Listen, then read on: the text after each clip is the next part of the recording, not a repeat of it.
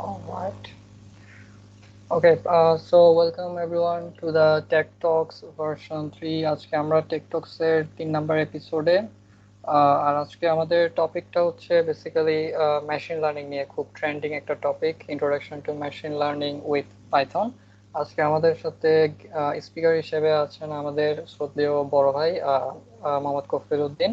উনি বর্তমানে junior software engineer এট lead soft Bangladesh. So আজকে আমরা বেসিক্যালি মেশিন লার্নিংটা হচ্ছে বিগিনার ফ্রেন্ডলি একটা সেশন করবো আজকে আমরা। যেহেতু টেক টক সবসময় বিগিনাররা যাতে কোনো নতুন টেকনোলজি সম্পর্কে জানতে পারে, সেটাই অ্যাকচুয়ালি আমরা এনশিওর করি। সো কপিল ভাই, ফ্লোর ওভার টু ইউ। হ্যাঁ তানজিম, হ্যাঁ ভাই, শোনা যাচ্ছে। আচ্ছা আমি আগে শুরু করার আগে কিছু কথা বলে নিই আর কি। যে ওয়েবিনার আসলে সবাই মিউট করে রাখে, তো একটু বিরক্ত লাগে আর কি কথা না শুনলে। তো কয়েকজন আমার মনে হয় একটু রেসপন্স করলে আমার জন্য সুবিধা হয় আর কি, যাতে বুঝতে পারি কেউ শুনতেছে কিনা অথবা কোনো সমস্যা হচ্ছে কিনা। তো আমার মনে হয় 2-3 জন একটু রেসপন্স করলে বেটার। আসসালামু আলাইকুম ভাই, কেমন আছেন? ওয়ালাইকুম আসসালাম হুসাইন রিফাত, কি অবস্থা তোমার? এই তো আলহামদুলিল্লাহ। আপনি? আলহামদুলিল্লাহ। তো টেকটক ভি2 স্পিকার না? শিখতে আসছি মেশিন লার্নিং।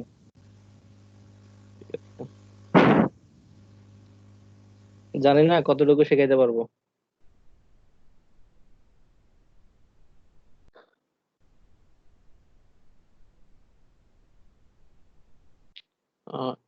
স্ক্রিন কি দেখা যাচ্ছে তানজিম? হ্যাঁ, কপিল ভাই শুরু হচ্ছে। হ্যাঁ, এখন দেখা যাচ্ছে, আসছে এখন। ওকে, তাহলে শুরু করলাম।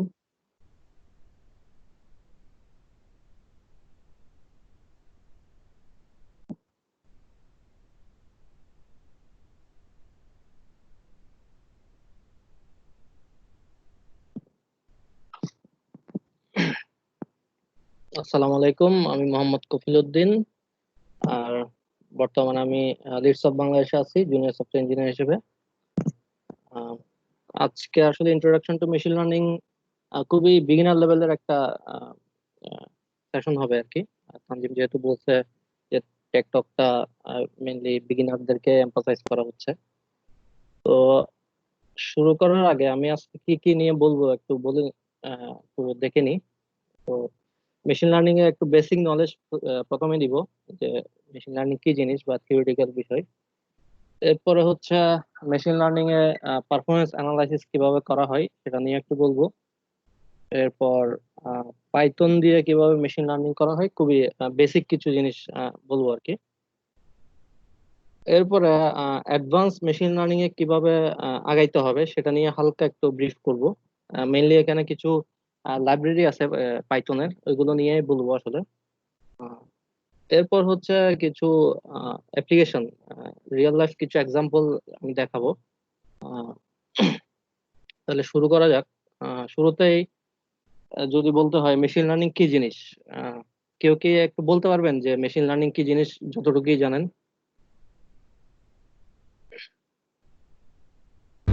আসসালামু আলাইকুম ভাই। ওয়ালাইকুম আসসালাম। নর্মালি হচ্ছে ভাই, আমি যতটুকু জানি যে মেশিন লার্নিং বলতে বোঝায় যে মেশিন যেন নিজে নিজে কিছু শিখতে পারে, সেরকম ভাবে কোনো একটা মেশিনকে তৈরি করা। যেমন হচ্ছে যদি আমি অটোনোমাস গাড়ির কথা বলি, তাহলে অটোনোমাস গাড়ি হচ্ছে নিজে নিজে রাস্তার মধ্যে চলতে পারে। তো তার যে আর কি চলার জন্য যে অ্যালগোরিদম ব্যবহার করে বা যে সে যে শিখে বিভিন্ন এনভায়রনমেন্টে, সেটাই হয়তো মেশিন লার্নিং।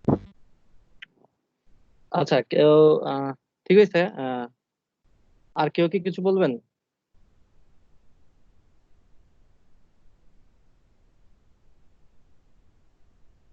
এখানে কি একজন ছাড়া আর কেউ নাই?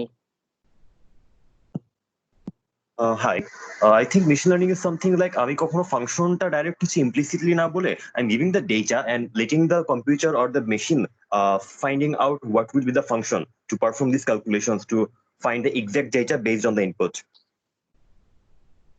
ঠিক আছে, তাহলে তো অনেকে অনেক কিছু জানে, আমার চেয়েও বেশি জানে মনে হচ্ছে। আচ্ছা, শুরু মানে কিছু বলার আগে একটু নামটা বলে নিলে আমার জন্য সুবিধা হয়, যেহেতু আমি প্রেজেন্টেশনটা দেখতেছি, কে বলতেছে আসলে বোঝা যাচ্ছে না। Oh, I'm sorry. My name is Araf. I just replied okay, earlier. Thank you.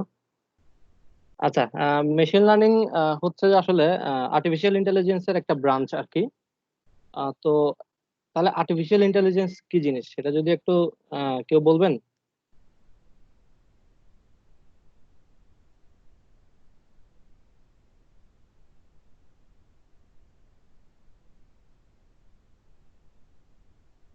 কি তানজিম, কেউ কি জানে না? যাই হোক, কেউ কি বলবেন কিছু? হ্যাঁ, আপনি বললেই বোধহয় ভালো হয়। যাই হোক, আগাই। আর্টিফিশিয়াল ইন্টেলিজেন্স হচ্ছে বলতে গেলে যে মেশিনের এমন একটা অ্যাবিলিটি যেটা হচ্ছে হিউম্যান লাইক অ্যাক্টিভিটিস করতে পারে বা হিউম্যান ইন্টেলিজেন্সটাকে কপি করতে পারে। আর মেশিন লার্নিং হচ্ছে যে ওই আর্টিফিশিয়াল ইন্টেলিজেন্সের একটা ব্রাঞ্চ বলা যায়। তাহলে মেশিন লার্নিংটা কি? মেশিন লার্নিং হচ্ছে যে মেশিনকে টিচ করার একটা ওয়ে। হ্যাঁ, সোজা কথায় যদি বলতে যাই, মেশিনকে টিচ করার একটা ওয়ে। আর মেশিন লার্নিং এর সাথে ডাটা মাইনিং এর যে সম্পর্কটা, যে ডাটার মাধ্যমে যদি আমরা মেশিনকে লার্ন করাই, সেটা তাহলে এটাই হচ্ছে মেশিন লার্নিং এর সাথে মেইনলি ডাটা মাইনিং এর সম্পর্ক। আচ্ছা, তাহলে হচ্ছে মেশিন লার্নিং অ্যালগোরিদম কয় প্রকার? মেইনলি হচ্ছে আমরা তিন প্রকার machine learning algorithm: supervise learning, unsupervised learning, reinforcement learning. এরপরেও আরেকটা অ্যালগোরিদম আছে, সেটা হচ্ছে সেমি সুপারভাইজ লার্নিং। তো মেইনলি আমরা আজকে সুপারভাইজ লার্নিং আর আনসুপারভাইজ লার্নিং সম্পর্কে একটু ধারণা দিব ডিটেলসে, বেসিক। আর রিইনফোর্সমেন্ট লার্নিং হালকা একটু বলবো। আর সেমি সুপারভাইজ লার্নিং আসলে তেমন একটা ইউজ হয় না, যার কারণে এটা নিয়ে আমি আজকে কথা বলবো না। তো সুপারভাইজ লার্নিং নিয়ে যদি বলতে চাই, সুপারভাইজ লার্নিং হচ্ছে সুপারভাইজ বলতে আমরা যেটা বুঝি আসলে, যে আমরা যখন থিসিস করতে যাই কিংবা ভার্সিটিতে প্রজেক্ট করি, তখন হচ্ছে আমাদের একটা সুপারভাইজার থাকে। তো সুপারভাইজার কি করে? সুপারভাইজার আমাদেরকে সুপারভাইজ করে যাতে আমরা কাজগুলো করে নিতে পারি। তো মেশিনকেও হচ্ছে সুপারভাইজ লার্নিং হচ্ছে যে মেশিনকে সুপারভাইজ করা বা শেখানো। আচ্ছা, এখন সুপারভাইজ লার্নিং হচ্ছে আবার দুই প্রকার: ক্লাসিফিকেশন আর হচ্ছে রিগ্রেশন। আমরা যদি একটা এক্সাম্পল যদি দেখি, আহ, মনে করেন একটা বাচ্চাকে আমরা একটা অ্যাপল দেখাইলাম, সে বাচ্চাটা অ্যাপল চিনে না। হ্যাঁ, তো যখন এই অ্যাপলটা দেখাবো তাকে, সে ডেফিনেটলি এটা বলতে পারবে না এটা কি। হ্যাঁ, কিন্তু আমরা যদি বলে দিই যে এটা হচ্ছে অ্যাপল, হ্যাঁ, তখন সে অ্যাকচুয়ালি যেটা করবে সেটা হচ্ছে সে এটার শেপটা দেখে নিবে, বা কালার দেখে নিবে, স্কিনটা কিরকম সেটা দেখে নিবে, সাইজটা দেখে নিবে। হ্যাঁ, তো পরবর্তীতে যখন আবার জিজ্ঞেস করা হয় যে এটা কি, হ্যাঁ, তখন সে বলতে পারবে এটা অ্যাপল। হ্যাঁ, মেশিনকেও অনেকটা এভাবেই শেখাইতে হয়। তো যদি আমরা একটু দেখি যে মেশিনকে মেশিনকে সরাসরি ইমেজ দেওয়া যাবে না, ইমেজ দিতে হলে আবার ইমেজ প্রসেসিং কিছু পার্ট চলে আসবে। তো আমরা যেটা করি সেটা হচ্ছে ডাটার মাধ্যমে দিব। তো এইভাবে যদি আমরা কিছু ফিচার বলে দিই যে রেড হইলে কালার, এবং শেপ যদি রাউন্ড হয়, এবং স্কিন যদি হার্ড হয়, এবং সাইজ যদি মিডিয়াম হয়, তাহলে এটা অ্যাপল। তাহলে এখানে যদি দেখা যায় যে অ্যাপল মানে ফ্রুটের নামটা হচ্ছে আমার ফিচার গুলোর উপর ডিপেন্ড করতেছে। তাহলে আমরা বলতে পারি যে এটা ফ্রুট নেমটা হচ্ছে ডিপেন্ডেন্ট ভেরিয়েবল, বা আমরা এখানে টার্গেট ভেরিয়েবল বলবো। আর যেটার উপর বেস করে আমরা বলতেছি যে ফিচার গুলোর উপর, সেগুলো হচ্ছে ইন্ডিপেন্ডেন্ট ভেরিয়েবল। আর এই ধরনের যে এক্সাম্পল গুলো, এগুলো হচ্ছে এটা অ্যাকচুয়ালি ক্লাসিফিকেশনের একটা এক্সাম্পল। ক্লাসিফাই গুলো এভাবে করা হয় আর কি। এরপর যদি দেখি রিগ্রেশন। রিগ্রেশন, মনে করেন আপনি একটা রেস্টুরেন্টে গেলেন, পিৎজা খাবেন। তো ওয়েটার এসে বলল যে 6 ইঞ্চি একটা পিৎজার দাম হচ্ছে 400 টাকা, বা বিভিন্ন সাইজের কিছু পিৎজার দাম দিয়ে দিল। হ্যাঁ, এবং বললেন যে আপনারা এখান থেকে অর্ডার করতে পারবেন, অথবা কোনো কাস্টমাইজ সাইজ আপনারা অর্ডার করতে পারবেন। তো এখন হয়তো আপনারা চিন্তা করলেন যে আমি একটা কাস্টমাইজ সাইজ আমি একটু বাড়াই নিব, 16 ইঞ্চির একটা পিৎজা নিব আমি। তাহলে ওইটার প্রাইস কিরকম হতে পারে? তো ওই প্রাইসটা অবশ্যই নিশ্চয়ই আপনারা ওই যে আগে যে প্রাইস গুলো দেওয়া আছে সেগুলো থেকে আপনারা প্রেডিক্ট করতে পারবেন, সে প্রাইসের উপর বেস করে। হ্যাঁ, এই ধরনের প্রবলেম গুলোকে বলা হয় রিগ্রেশন, যেখানে আমরা প্রেডিক্ট করতে পারবো কোনো কিছু ডাটার উপর বেস করে। তো যদি একটু দেখি যে এটা মনে করেন একটা ডাটা সেট, যে এখানে কিছু ফিচার দেওয়া আছে, এবং ফ্রুটের নাম দেওয়া আছে। হ্যাঁ, এখান থেকে যদি আমরা মেশিনকে আবার যদি ফিচার গুলো দিয়ে দেওয়া হয়, ফার্স্টে আমরা তো এটা ডাটা সেট দিয়ে আমরা ট্রেন করাবো মডেলটাকে। ট্রেন করানোর পরে মেশিনকে যদি আবার কিছু ফিচার দিয়ে জিজ্ঞেস করা হয় যে এটা কি ফুল, তাহলে সে ক্লাসিফাই করতে পারবে যে তার ফিচার গুলোর উপর বেস করে যে এটা কোন ফুল। অথবা যদি আমরা কোনো কিছু এই যে সাইজ অথবা প্রাইস গুলো দিয়ে দিই, তাহলে হচ্ছে সে সাইজ এবং প্রাইসের উপর বেস করে সে আহ, যেটা জানা নাই তার কাছ থেকে, যেটা জানা নাই আমরা বা দিই নাই মেশিনকে, সে সেটারও প্রাইস প্রেডিক্ট করতে পারবে। আচ্ছা, এরপর আসে আনসুপারভাইজ লার্নিং। আনসুপারভাইজ লার্নিং হচ্ছে অনেকটাই নিজে নিজে শেখার মতো। হ্যাঁ, আমরা মেশিন নিজে নিজে শিখবে, মেশিনকে কিছু ডাটা দিয়ে দিব, মেশিন নিজে নিজে শিখবে। তো কিভাবে শিখবে অ্যাকচুয়ালি, সেটা হচ্ছে আমরা যে ডাটাগুলো দিয়ে দিব সেই ডাটাগুলোর মধ্যে থেকে কিছু প্যাটার্ন বের করবে। হ্যাঁ, ওই প্যাটার্নের মাধ্যমে সে শিখবে। আর আনসুপারভাইজ লার্নিং হচ্ছে ক্লাস্টারিং অ্যালগোরিদম মেইনলি। যদি একটা এক্সাম্পল দেখি, তাহলে মনে করেন আপনাকে কিছু ফ্রুটস দেওয়া হলো এবং বললো যে এই ফ্রুটস গুলো 3টা ঝুড়িতে বা 3টা ক্লাস্টারে ভাগ করতে। তো আপনি কি করবেন? আপনি অবশ্যই একই ধরনের ফুলগুলো এক ঝুড়িতে রাখবেন, মানে অনেকটা এরকম করে আপনি একটা ক্লাস্টারিং বা ভাগ করবেন। তো এটা যদি আমরা একটু মেশিন লার্নিং এ কিভাবে দিতে হয় সেটা একটু দেখি। মনে করেন আপনি কিছু ডাটা দিয়ে দিলেন, কিছু ফিচার দিয়ে দিলেন, যে রেড, রাউন্ড, মিডিয়াম বা এই ধরনের কিছু ফিচার দিয়ে দিলেন। এগুলোকে যদি ক্লাস্টারিং করতে বলা হয়, হ্যাঁ, বা মেশিনকে যদি এগুলো আমরা মেশিন এটা লার্ন করাই, তাহলে সে যেটা করবে সে এখান থেকে কিছু প্যাটার্ন নিবে, সে প্যাটার্ন অনুযায়ী বিভিন্ন ক্লাস্টারে সে ভাগ করে নিবে। তো এখানে কিন্তু আমরা বলে দিচ্ছি না যে কোনটা কোন ক্লাস্টারে যাবে বা কোনটা কোন ফ্রুট। এখানে সে নিজে নিজেই ডাটাগুলোর মধ্যে থেকে বিভিন্ন প্যাটার্ন বের করে বিভিন্ন ক্লাস্টারে সে ভাগ করে নিচ্ছে। এটাই হচ্ছে আনসুপারভাইজ লার্নিং বা এখানে ক্লাস্টারিং অ্যালগোরিদম। আর যদি একটু ক্লাস্টারিং আর আনসুপারভাইজ লার্নিং, সরি, সুপারভাইজ আর আনসুপারভাইজ লার্নিং এর যদি পার্থক্যটা যদি একটু দেখি, তাহলে হচ্ছে সুপারভাইজ লার্নিং এর ক্ষেত্রে আমরা ফিচার গুলোর সাথে সাথে কোন ফিচারের কারণে কোন ফুলটা হবে সেটাও বলে দিচ্ছি। মানে আমরা ডিপেন্ডেন্ট ভেরিয়েবল বা ইন্ডিপেন্ডেন্ট ভেরিয়েবল দুইটাই থাকতেছে সুপারভাইজ লার্নিং এর ক্ষেত্রে।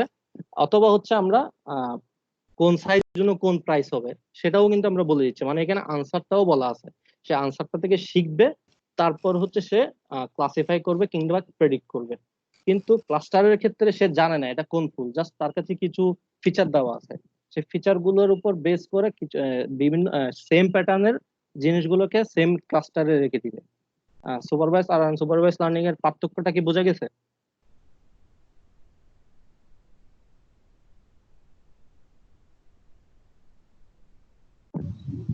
জি। একজনই শুনতেছে নাকি আর বাকিটা কই? জি ভাইয়া, শোনা যাচ্ছে, বুঝছি স্যার ভাইয়া।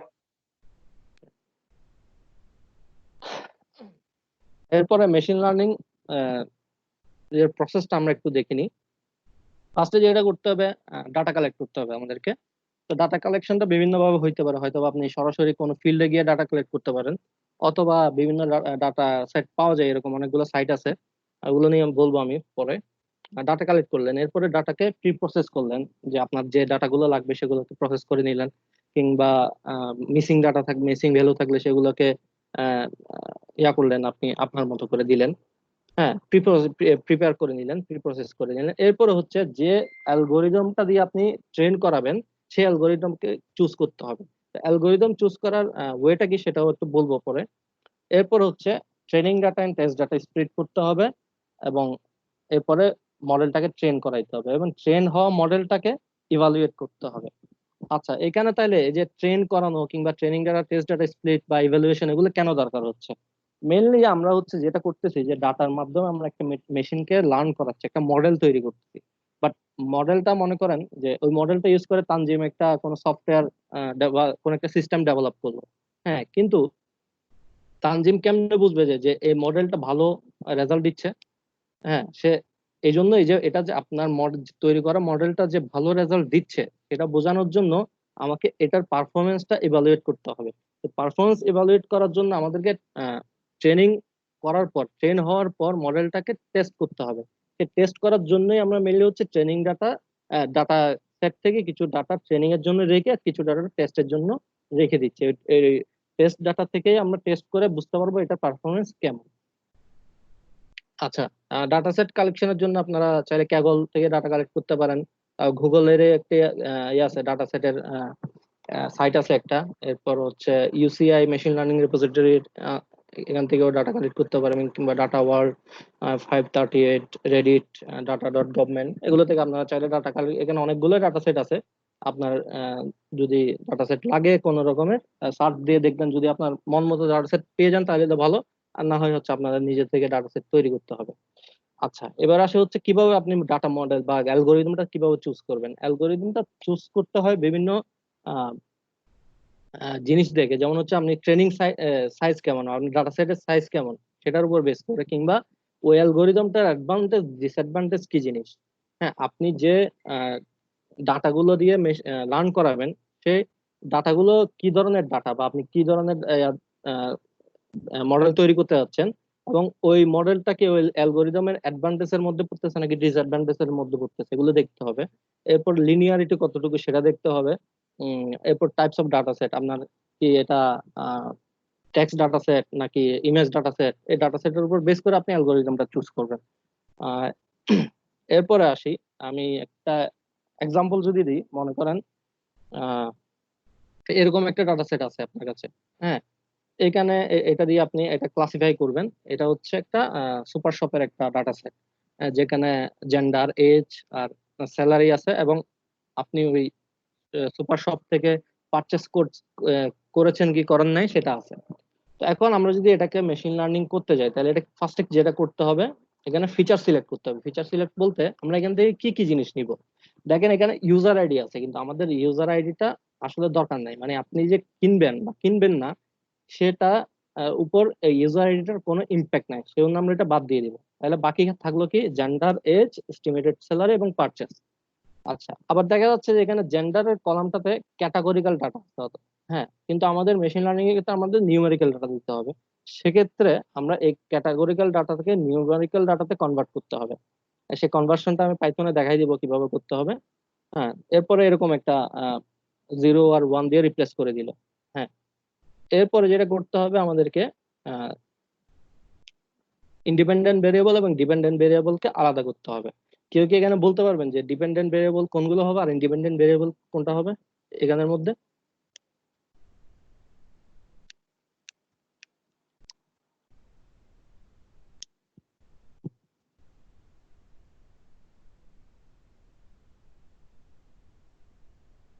দেখি আমি জিজ্ঞেস করি কারো থেকে। ঠিক আছে,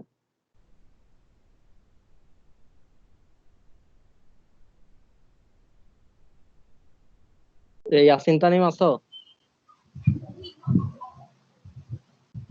জি বলেন, কি কি বলতে যাচ্ছেন হয়তো বলেন।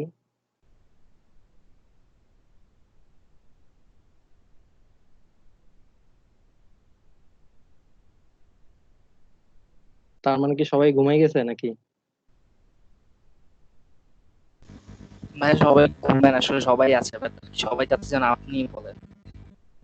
না, আমি চাচ্ছি আসলে মানে আমি বকবক না করে সবাই একটু ইন্টারেক্টিভ কিছু হোক আর কি। যাই হোক, কেউ যদি বলতে না চায় তাহলে। স্যালারিটা মনে হয় ডিপেন্ডেন্ট জি, আর এজটা, স্যালারিটা মনে হয় ডিপেন্ডেন্ট আর এজটা মনে হয় ইন্ডিপেন্ডেন্ট হতে পারে। না না না, দেখেন এখানে হচ্ছে আপনার, মানে আপনি আহ, আচ্ছা আগে বলি আমি আগে কোনটা কোনটা হবে। এখানে হচ্ছে ইন্ডিপেন্ডেন্ট হচ্ছে জেন্ডার, এজ আর স্যালারি। আর এগুলোর উপর বেস করে আপনার আসলে ডিসিশন হবে যে আপনি ওই সুপার শপ থেকে শপিং করবেন কি করবেন না। সেজন্য এই পারচেসটা হচ্ছে ডিপেন্ডেন্ট ভেরিয়েবল।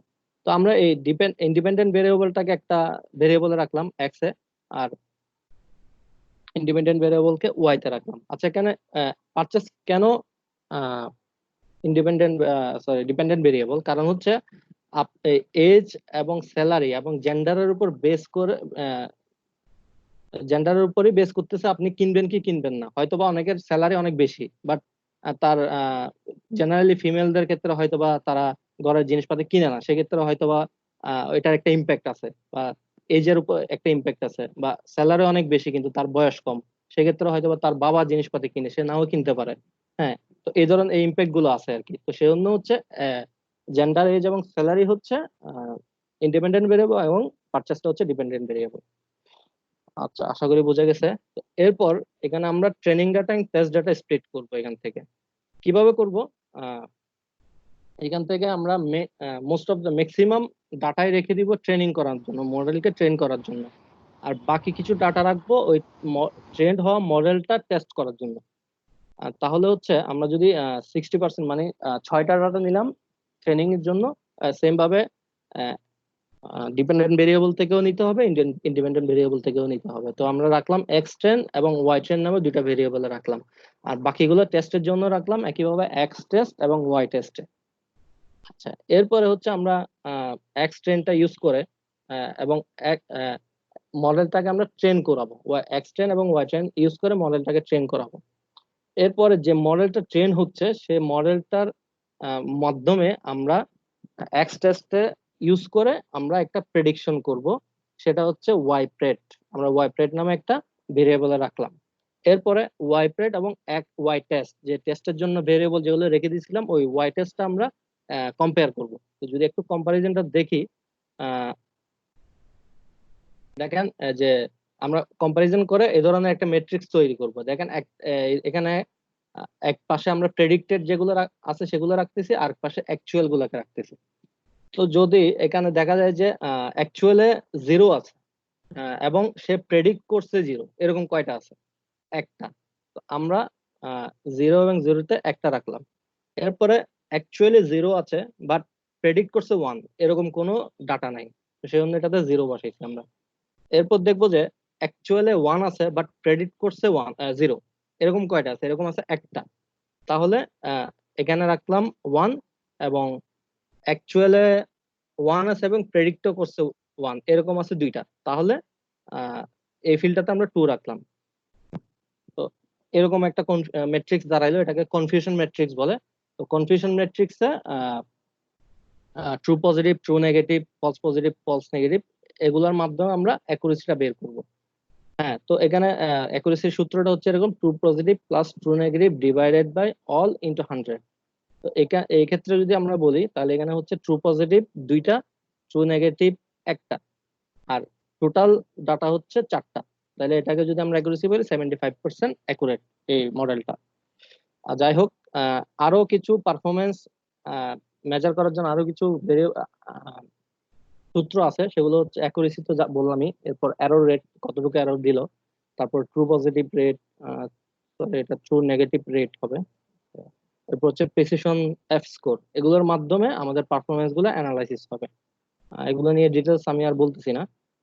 আচ্ছা, এরপর হচ্ছে রিইনফোর্সমেন্ট লার্নিং। রিইনফোর্সমেন্ট লার্নিং হচ্ছে অনেকটা একটা রিওয়ার্ড বেস সিস্টেম। যদি আমি একটা এক্সাম্পল দিই, যে মনে করেন একটা ইনপুট দিলেন এবং জিজ্ঞেস করলেন মেশিন থেকে এটা কি, সে বললো ইটস ম্যাঙ্গো, বাট আপনি তাকে একটা ফিডব্যাক দিলেন যে না, এটা হয় না, এটা রং, ইটস অ্যান অ্যাপেল। সে ফিডব্যাকটাকে নিল, নেওয়ার পর আবার এটাকে প্রেডিক্ট করলো, বললো অ্যাপল, এবং আপনি আবার এভাবে প্রেডিক্ট ফিডব্যাক দিলেন একটা। এভাবে করে করে যে মেশিনটাকে লার্ন করানো হয় সেটা হচ্ছে রিইনফোর্সমেন্ট লার্নিং, অনেকটা যেভাবে আমরা বাচ্চাদেরকে ছোটকালে শেখাই আর কি।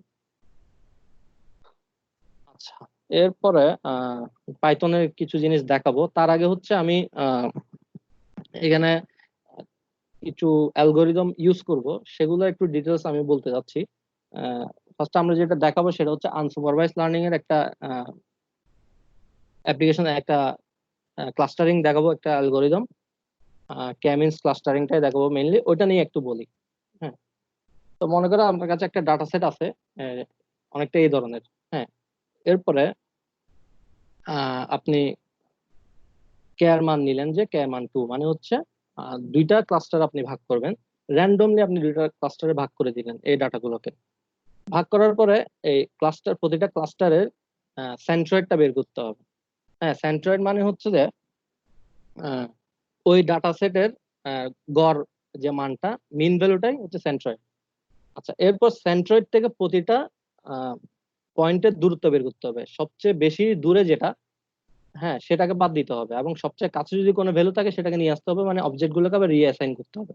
তো যেহেতু আমরা ক্লাস্টারটাকে আবার রিঅ্যাসাইন করছি, সেহেতু আবার সেন্ট্রয়েডের মান আমাদেরকে আবার আপডেট করতে হবে। তো সেই অনুযায়ী আমরা সেন্ট্রয়েডের মান আপডেট করলাম।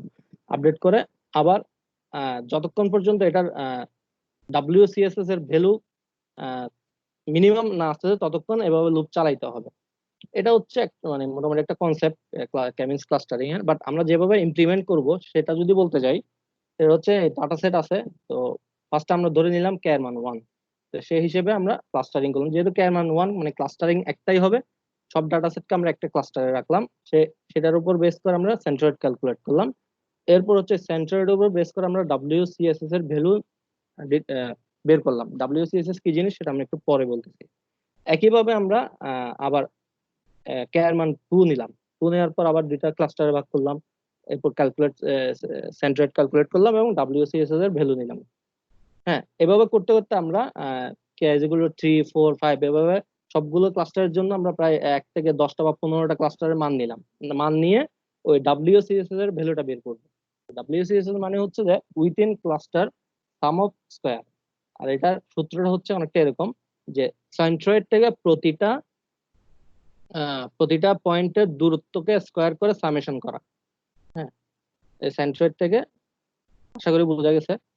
এরপরে আমরা নাম্বার অফ ক্লাস্টার এবং WCSS এর ভ্যালুটাকে একটা গ্রাফে বসাবো। অনেকটা এই ধরনের একটা গ্রাফ আসবে। তো এখান থেকে আমরা বের করতে হবে অপটিমাল নাম্বার অফ ক্লাস্টার কত। আপনারা যদি দেখেন এখানে 3টে জায়গায় এই গ্রাফটা একটু ডেভিয়েশন হয়েছে। হ্যাঁ, এই 3টা পয়েন্টের মধ্যে WCSS এর ভ্যালু সবচেয়ে মিনিমাম যেটা, সে মিনিমাম ওইখানে যে নাম্বার অফ ক্লাস্টার যেটা আছে সেটাই আমরা অপটিমাল নাম্বার অফ ক্লাস্টার হিসেবে ধরে নিব।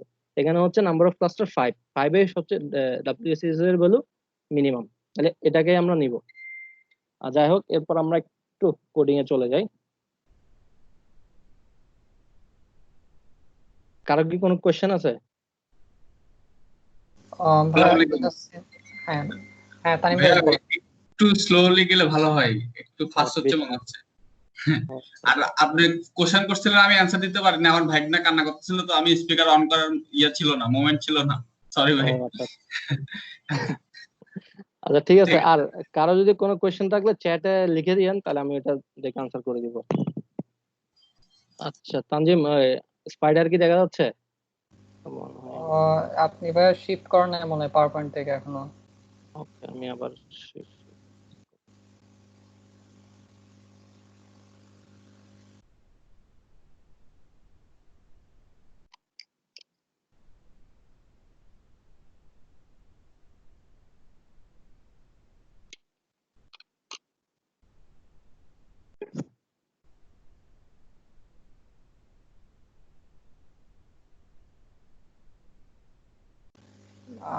কফি ভাই, স্পাইডার মেবি লোড হচ্ছে, দেখা যাচ্ছে, মানে এখনো লোড হচ্ছে কি। এই একটা জিনিস পুরো পিসি স্লো করে দেয়।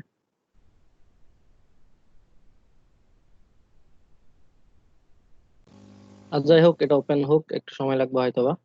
কারো এর মধ্যে যদি কারো কোনো কোশ্চেন থাকে করে ফেলতে পারেন। স্পাইডার ওপেন না হলে অনলাইনে করতে পারেন, ওটা মেবি ফাস্ট হবে।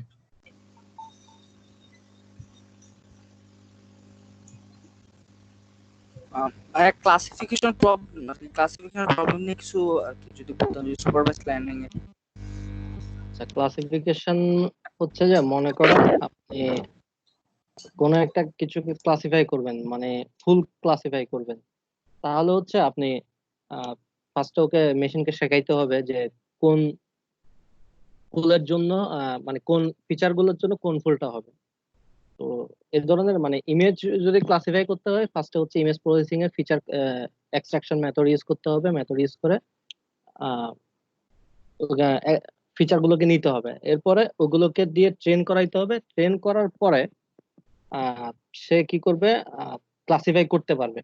সে মানে ক্লাসিফাই করতে পারবে বলতে যে আপনি যখন কোনো ফিচার দিবেন বা কোনো ফুল দিবেন, তখন সে বলে দিতে পারবে এটা কোন ফুল।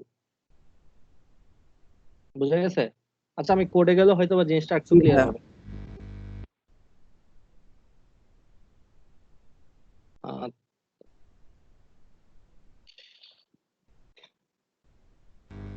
আর ভাইয়া, যদি আমি মেশিন লার্নিং শিখতে চাই তাহলে কি আমার সর্ব আর কি প্রথমে অ্যালগরিদম গুলো শিখতে হবে? না, ঠিক তা নয়। আচ্ছা আমি বলতেছি, এটা হচ্ছে আমি শেষের দিকে একটা ইয়া থাকবে, সাজেশন থাকবে, ওইখানে বলা আছে যে কিভাবে শিখতে হবে। মোটামুটি এই যে এখন আমি যেগুলো বললাম এগুলো যদি বুঝে থাকেন যে, তাহলে আপনার মানে বিগিনার লেভেলে কিছু আইডিয়া তো হয়েই গেল। তো এরপর আপনার এগুলো নিয়ে একটু স্টাডি করবেন, স্টাডি করলে হয়তো বা জিনিসটা শিখতে পারবেন। আমি ডিটেলস আর একটু কিছু বলবো। হ্যাঁ, এখন দেখা যাচ্ছে তানজিম? হ্যাঁ, দেখা যাচ্ছে কপিল ভাই। আচ্ছা, প্রথমে যেটা করতে হবে যে আমরা যে ফোল্ডারটাতে এটা সেভ করব কিংবা আমাদের ডাটা সেট যেটাতে আছে সেই ফোল্ডারটাকে চেনাই দিতে হবে এখানে।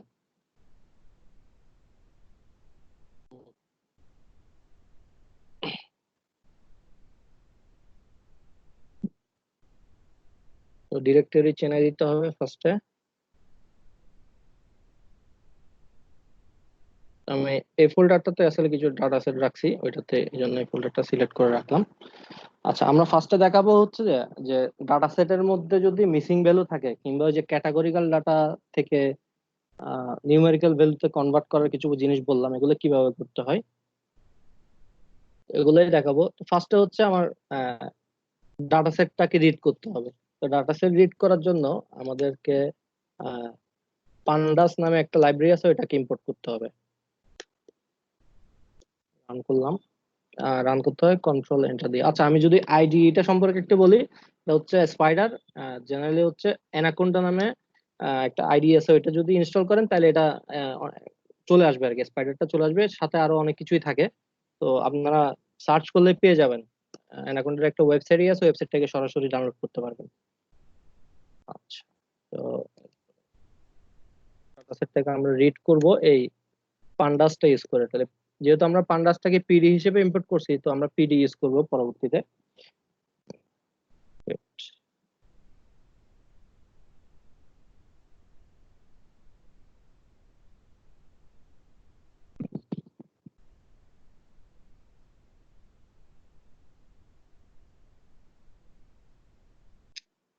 হ্যাং করছে স্পাইডার। আচ্ছা, রিড সিএসবি আমরা ডাটা সেটটাকে জেনারেলি হচ্ছে সিএসবি আকারে রাখছি। এখানে যদি আমরা ফাইল এক্সপ্লোরার দেখতে যাই, এখানে অনেকগুলো সিএসবি ফাইল আছে, এখান থেকে আমরা রিড করব।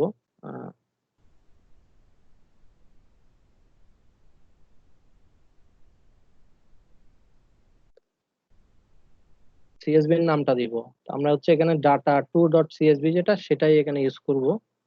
লিখে data two dot CSV import করলাম।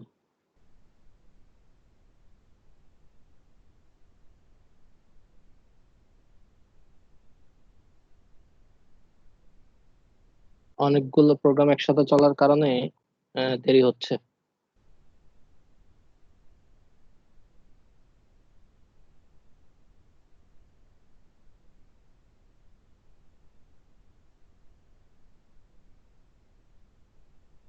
আচ্ছা, রান হলো এটা।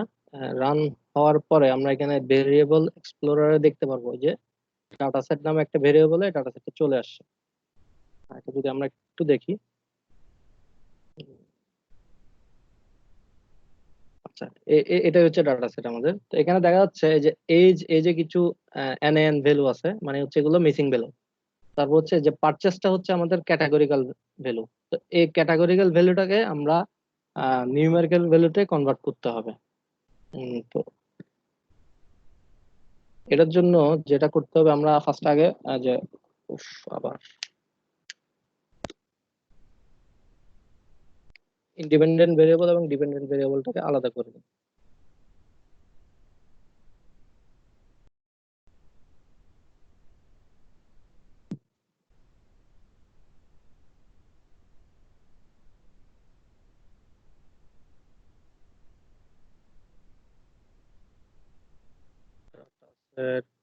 Dot I.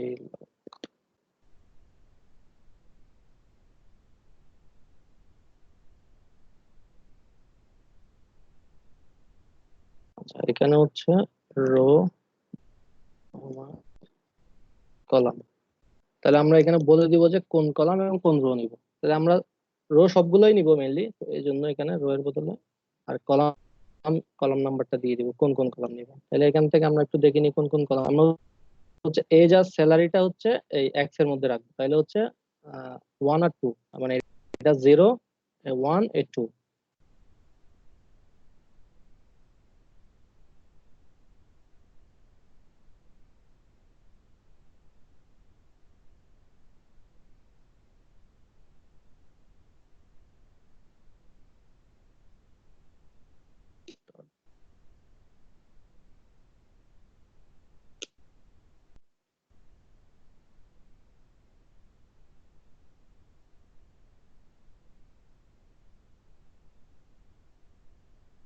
ডাটা সেট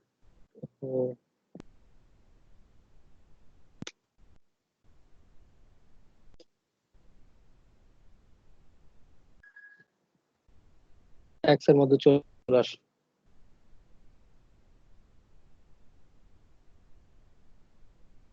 আচ্ছা কফি ভাই, একটা কোয়েশ্চেন আসছে ডাটা হ্যাঁ, সেট রিলেটেড, সেটা হচ্ছে can anyone tell me which data set we are using here, any link to that data set? এটা কোয়েশ্চেনটা করছে আরাফ মুস্তাফি। উনি ডাটা সেট সম্পর্কে জানতে চাচ্ছে অ্যাকচুয়ালি, মানে আমরা এখানে যে ডাটা সেটটা ইউজ করতেছি। ও আচ্ছা, এটা হচ্ছে আমি আসলে প্রত্যেকে নাম ছিলাম, আমি ভুলে গেছি, এটা অনেক আগের ডাটা সেট। এই ডাটা সেট গুলো আপনি পাবেন ওই যে সিকিউর লার্নিং এর একটা সাইট আছে, ওই সাইটটাতে হয়তো সার্চ করলে পাবেন আর কি। আমি আসলে ভুলে গেছি কোন জায়গা থেকে আমি ডাউনলোড করি, এটা ডাউনলোড করাই ডাটা সেট। আমি ডাটা সেট নিয়ে একটু পরে বলতেছি। আচ্ছা, এরপর এক্সে তো আমরা নিয়ে নিলাম কিছু ভ্যালু, একটু দেখি। এই যে এজ আর স্যালারিটা চলে আসলো। আচ্ছা, এরপর হচ্ছে পারচেসটাকে আমরা ওয়াই তে রাখবো। Data set dot I love ভাবে।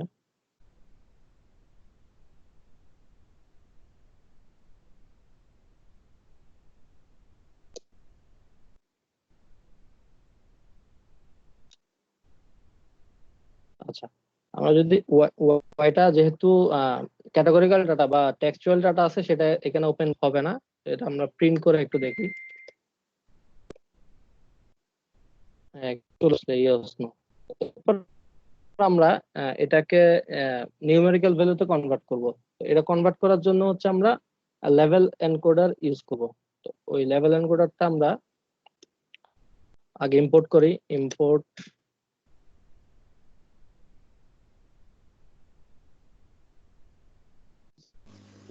কফি ভাই, আপনার ফন্ট সাইজটাকে হ্যাঁ, একটু বাড়ানো যাবে? একজন রিকোয়েস্ট করছে। আচ্ছা আচ্ছা, ঠিক আছে। এখন সঞ্জীব, উম, এখনো তো মনে হয় ভাইয়া চেঞ্জ আসে নাই। আচ্ছা তাহলে একটু সময় নিচ্ছে আর কি, তো চেঞ্জ হবে। আচ্ছা, হইলে বলো। হ্যাঁ কফি ভাই এখন ঠিক আছে, বড় হয়েছে সাইজ। আচ্ছা, sklearn ডট প্রি প্রসেসিং থেকে আমরা ইম্পোর্ট করব লেভেল এনকোডার নামে একটা লাইব্রেরি আছে, সেটাকে ইম্পোর্ট করব।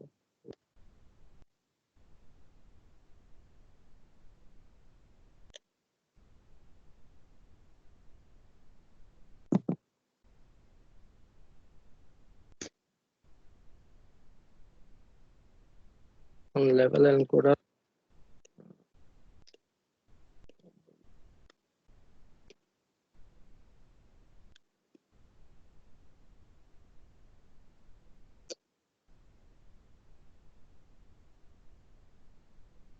আচ্ছা, এখন এই লেভেল এনকোডারটাকে আমরা ইম্পোর্ট করলাম। ইম্পোর্ট করার পরে আহ, এটার একটা অবজেক্ট ক্রিয়েট করলাম।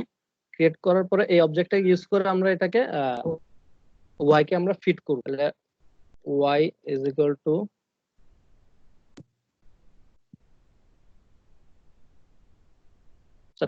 টাইপিং স্পিড, মনে হয় মানে টাইপ করার অনেক পরে দেখা যাচ্ছে মনে হয়, না তানজিম? হ্যাঁ একটু পরে আসতেছে, এবং এটা মেবি একটু আপনার নেটের প্রবলেম। হ্যাঁ ভাই, তো এই ব্রডব্যান্ড একটু ঝামেলা করতেছে ঢাকার।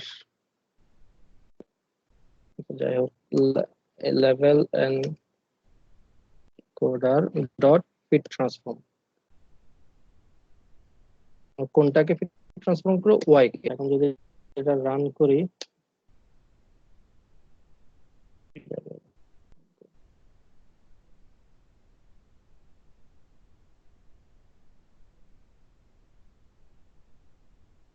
কি বলেছে? ও সরি সরি সরি, এটা তো ফ্রম হবে।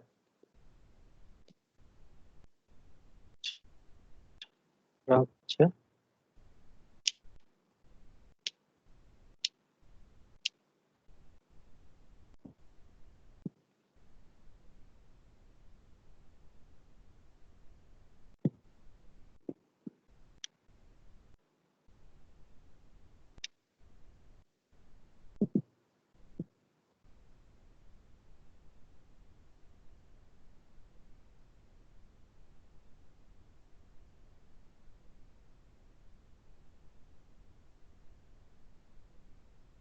এটা রান হয়েছে, দেখেন।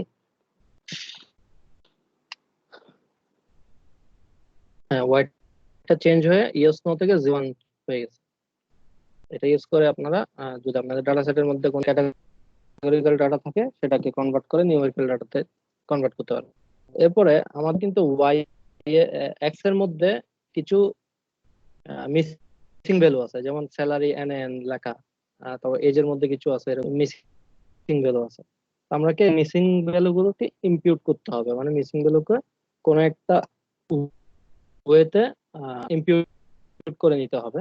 তো এখানে আমরা মেনলি স্কেলার্নের ইম্পিউটার লাইব্রেরিটা, আবার আমি তাহলে এটা ইম্পোর্ট করি ফ্রম স্কেলার্ন প্রসেসিং।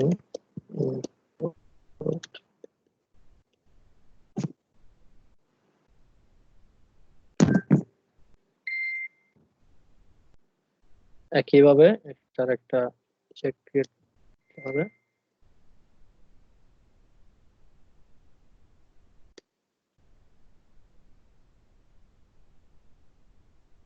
এবং এটাকে এরপরে এক্স এর ভ্যালুটাকে ফিট করে দিতে হবে ইম্পিউটার এটা ইউজ করে।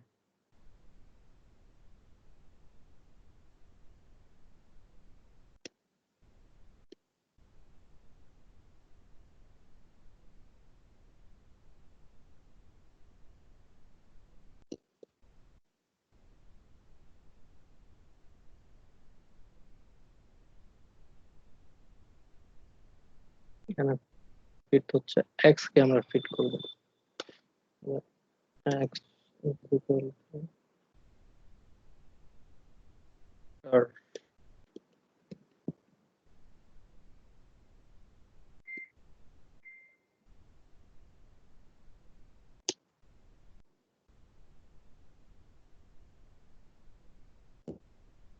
এটা ফিট হবে।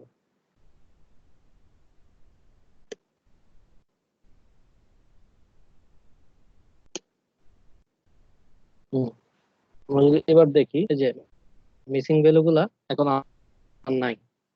এখানে একটা জিনিস বলি যে ইম্পিউটার আমরা যখন ইম্পোর্ট করতেছি, এখানে কিছু জিনিস ডিফল্ট যদি থাকে, কোনো কিছু না দিই, তখন সেক্ষেত্রে হচ্ছে এটা তারা যেটা করে, মিসিং ভ্যালুটাকে ইনপুট করার সময় তারা একটা মিন ভ্যালু নিয়ে এটাকে বসাই দেয়, এবং দেখেন সবগুলো মিসিং ভ্যালুতে কিন্তু একই ভ্যালু। এই স্যালারিতে সবগুলো স্যালারি একই, এবং এজ এর ক্ষেত্রেও তারা যেটা করে কোনো কিছু না দিলে ডিফল্ট হিসেবে তারা মিন ভ্যালুটাকে নিয়ে বসাই দেয়। তো এখানে আপনি চাইলে আপনার মতো করে কোনো স্ট্র্যাটেজি বলে দিতে পারবেন।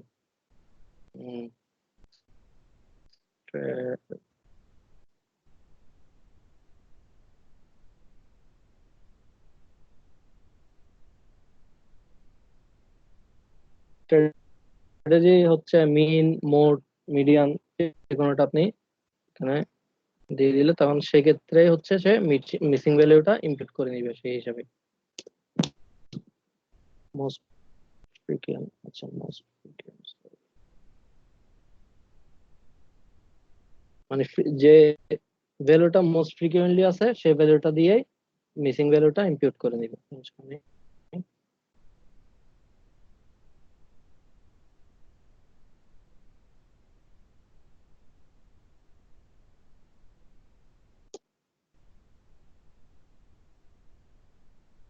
আচ্ছা সরি, এখানে তো আমরা অলরেডি ইম্পিউট করে ফেলছি, কোনো মিসিং ভ্যালু নাই। তাহলে আপনারা চাইলে এখানে এই যে মোস্ট কিছু বলবেন কেউ? আচ্ছা, যাই হোক, এখানে যে স্ট্র্যাটেজি আপনারা ঠিক করে দিতে পারবেন যে কোন ভ্যালুটা কিভাবে আপনারা মিসিং ভ্যালুটা ইম্পিউট করবেন।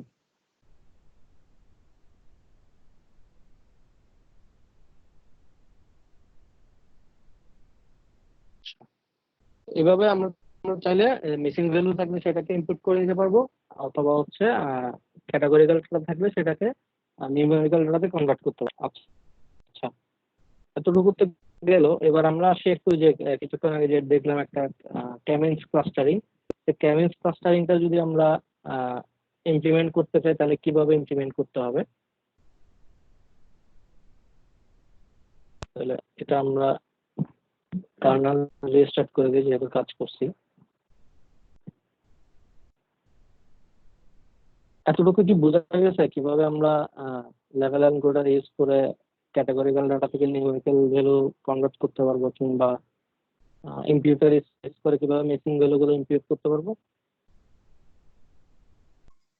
গেছে ভাইয়া।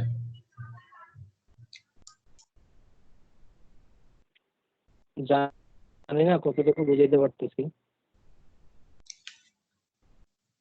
আপনার টাইপিং করার কিছুক্ষণ পরে আমি দেখতেছি নেটের প্রবলেম হচ্ছে। সবারই সেম হবে, আমার নেটে একটু সমস্যা আছে। আচ্ছা যাই হোক, একইভাবে এখানে আমাদেরকে একটা ডাটা সেট দিতে হবে, সেটার জন্য আমরা পান্ডাসটাকে ইম্পোর্ট করব এস পিডি। আচ্ছা, এখানে তো কার্নেল রিস্টার্ট হয় নাই।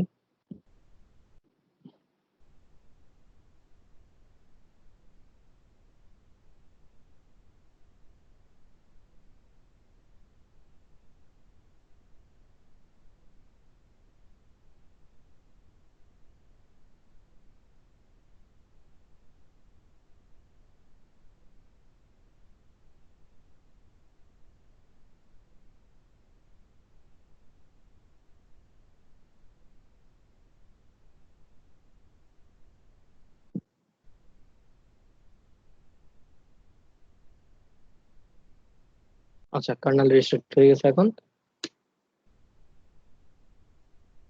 ইম্পোর্ট করলাম। একইভাবে আমরা ডাটা সেটটা নিব। আমরা এখানে আমাদের হচ্ছে একটা এই যে কোভিড একটা ডাটা সেট আছে, সেটা ইউজ করব আমরা এখানে। pd ডট read csv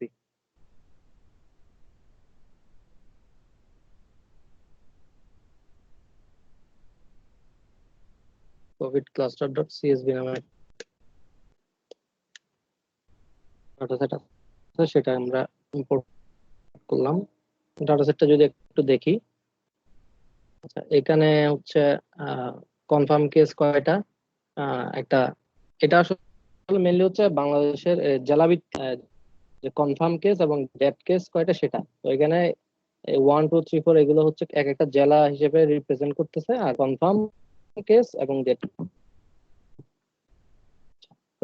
যেহেতু আমরা ক্লাস্টারিং করব, মানে আনসুপারভাইজ লার্নিং, সেহেতু আমাদেরকে training data test data split করার দরকার নাই। আমরা সবগুলো ডাটা ভ্যালুকে একটার মধ্যেই নিয়ে নেবো, একটা এক্স এর মধ্যেই। Data set dot log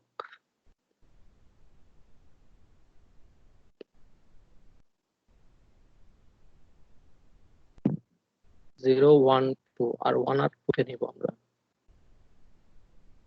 1 2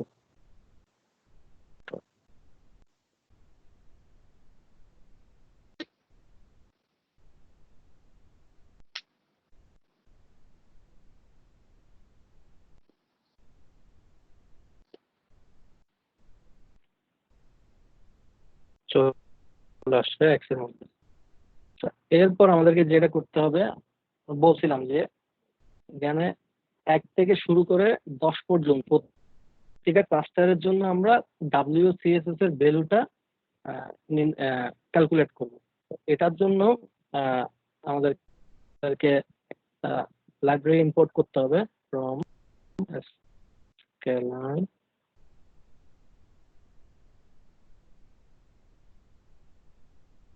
dot cluster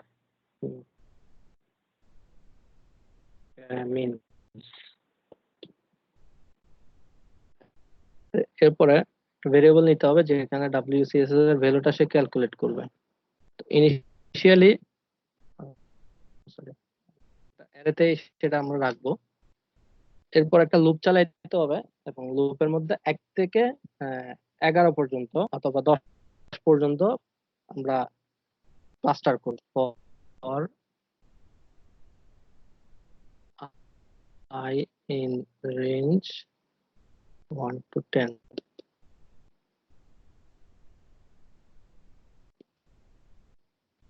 K-means-এর একটা ইনস্ট্যান্ট তৈরি করব আমরা।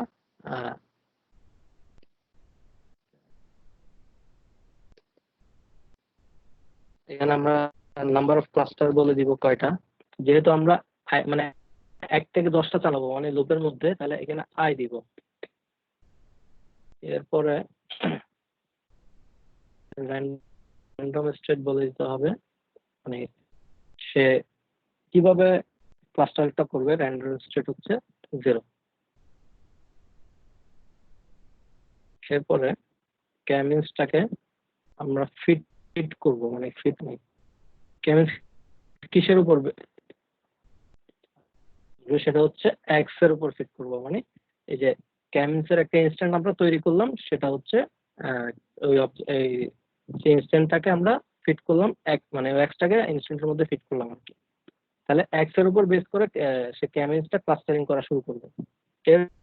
এরপরে আমরা WCSS এর ভ্যালু বের করব। তো WCSS ডট অ্যাপেন্ড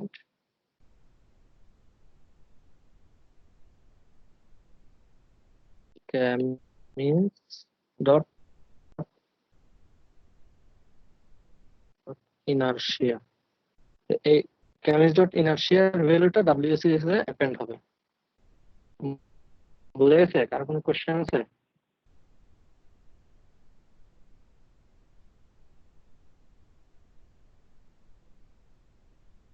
লুপটা আমরা এতটুকু যদি চালাই,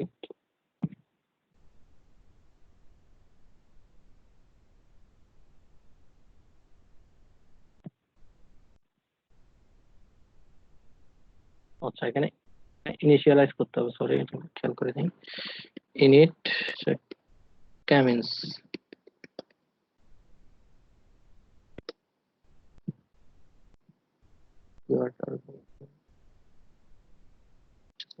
ক্যামিন্স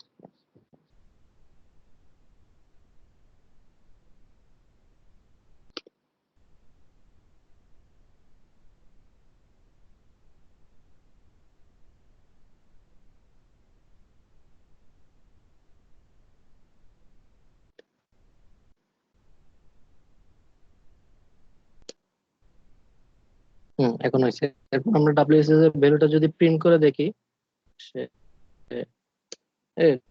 10টা ভ্যালুর জন্য 10টা WCSS এর ভ্যালু সে নিয়ে নিল। এরপর হচ্ছে আমরা ওই যে গ্রাফটাকে বানাইতে হবে, সে গ্রাফটাকে প্লট করতে হবে। তো এই গ্রাফটাকে প্লট করার জন্য আমাদের একটা ম্যাটপ্লটলিব যে লাইব্রেরিটা আছে সেটাকে ইম্পোর্ট করতে হবে।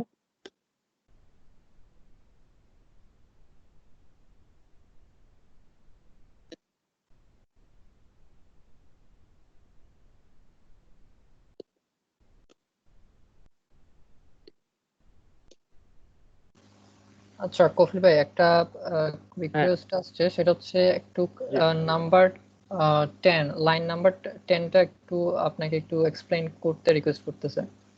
আচ্ছা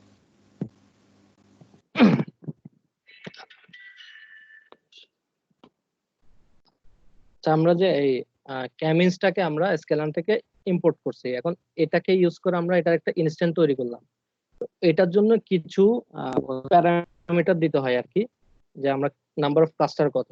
নাম্বার অফ ক্লাস্টার যেহেতু আমরা এখনো ফিক্সড করি নাই, আমরা জাস্ট প্রতি 1 থেকে 10-এর মধ্যে আমরা প্রতিটার জন্য একটা ক্লাস্টার বের করবো, সেজন্য হচ্ছে এখানে আই দিলাম। তো এরপর হচ্ছে ইনিশিয়ালাইজ করতে হবে, তাকে বলে দিতে হবে যে এখানে কি হিসেবে সে ক্লাস্টারিংটা করবে। তো এটার জন্য এখানে ক্যামিন্স প্লাস প্লাস সে ক্যামিন্স এর যে কনসেপ্ট, সে কনসেপ্টটাই সে এটা নিবে, ক্লাস্টারিংটা করবে। এরপর হচ্ছে র্যান্ডম স্টেট। র্যান্ডম স্টেট হচ্ছে 0 দিলে সে একভাবে র্যান্ডমলি নিবে, আর 1 দিলে আরেকভাবে নিবে। এখানে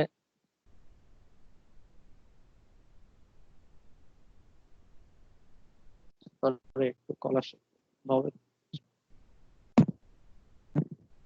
হ্যাঁ, র্যান্ডম স্টার 0 নিলে একভাবে নিবে, সে 1 নিলে আরেকভাবে ক্লাস্টারিং করবে। তো এটা মেইনলি তেমন কোনো ইয়া না, সবাই 0ই দেয়।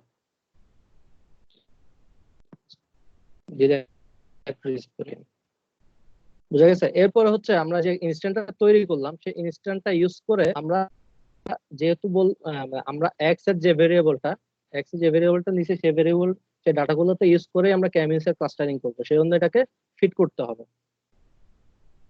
বুঝা গেছে?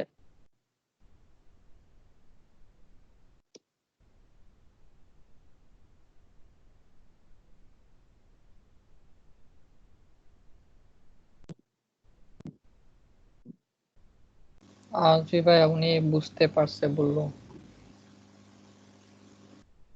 Yes, বুঝতে পারলেই ভালো। আচ্ছা, আমরা এখন হচ্ছে যে গ্রাফটাকে প্লট করতে হবে, সেটার জন্য আমরা matplotlib.pyplot নামে একটা লাইব্রেরি আছে, সেটাকে ইম্পোর্ট করতে হবে। ইম্পোর্ট করে plt নামে আমরা সেটাকে ইম্পোর্ট করলাম। করার পরে এটাকে plt ডট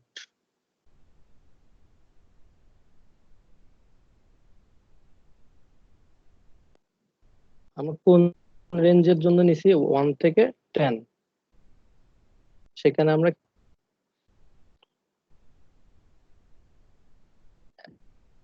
এক পাশে হচ্ছে আমরা নিব 1 থেকে 10, আর আরেক পাশে নিব হচ্ছে আমরা WSS এর ভ্যালুটা, সেটা দিয়ে দিতে হবে। সে বলতে হবে এটা plot দিতে হবে।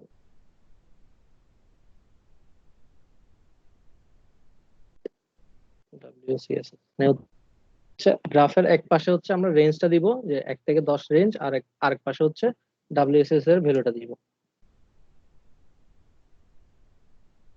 এরপরে একটা টাইটেলটা আপাতত না দিই, আমরা সরাসরি plt ডট শো দিয়ে দিই, শো করব plt is not defined।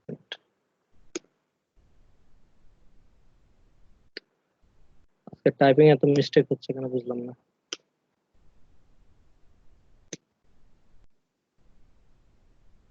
হ্যাঁ, এই যে গ্রাফটা জেনারেট হয়ে গেল। তো এখানে কিন্তু গ্রাফে একটা জিনিস খেয়াল করবেন যে এখানে কোনো ইয়া নাই, লেভেল নাই। লেভেল গুলো দিতে হইলে এখানে টাইটেল বা কোন ওয়াই লেভেল কোনটা হবে, এক্স লেভেল কোনটা হবে, সেটাও দেওয়া যাবে। যেমন যদি বলি plt ডট টাইটেল, তাহলে সেখানে এক্স ওয়াই জেড যে কোনো একটা টাইটেল দিলেন।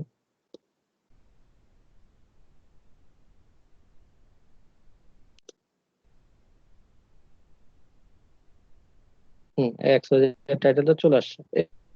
এরপরে যদি Y level plt dot X level, X এ আমরা বসাইলাম হচ্ছে নাম্বার অফ ক্লাস্টার,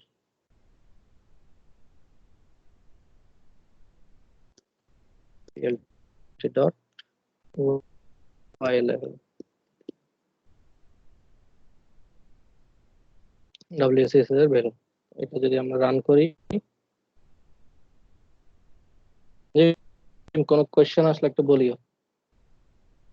এই যে লেভেলিং হয়ে গেল। তো আমরা এখান থেকে এই যে দুইটা জায়গায় ডেভিয়েট হয়েছে, একটা জায়গায় তাহলে আমরা এখানে WSS এর ভ্যালু সবচেয়ে লোয়েস্ট হচ্ছে এটাতে, তার মানে হচ্ছে নাম্বার অফ ক্লাস্টার। আমরা এই ফোরটা ইউজ করে এরপর ক্লাস্টারিংটা একইভাবে এই লাইনটাকে এখানে যেভাবে ক্লাস্টার করছি সেভাবে আমরা ক্লাস্টারিংটা করবো এখন। যেহেতু আমরা অপটিমাল নাম্বার অফ ক্লাস্টার পেয়ে গেছি, তাহলে আমরা ওই অপটিমাল নাম্বার অফ ক্লাস্টারটা ইউজ করে এখানে ক্লাস্টারিংটা করে নিব। যদি আমরা কপি করি, তাহলে এখানে আমরা এই যে ক্লাস্টারের নাম্বার অফ ক্লাস্টার 4 দিয়ে দিব।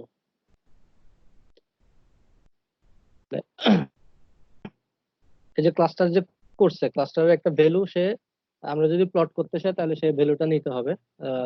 যেহেতু এখানে প্লট করে দেখানোই বেটার, ভ্যালুটা নিয়ে ওয়াই নামে একটা ভেরিয়েবল নিলাম, ক্যামিনস ডট প্রেডিক্ট।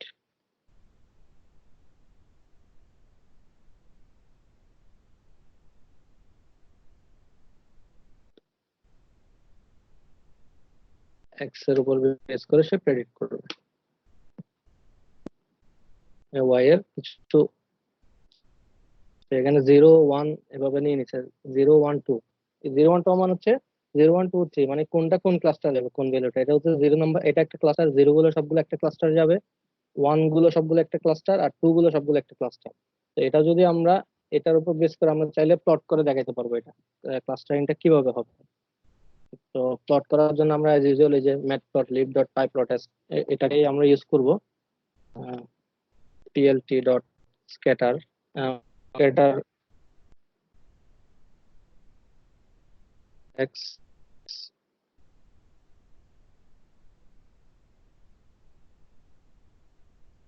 y এর ভ্যালুটা নিব,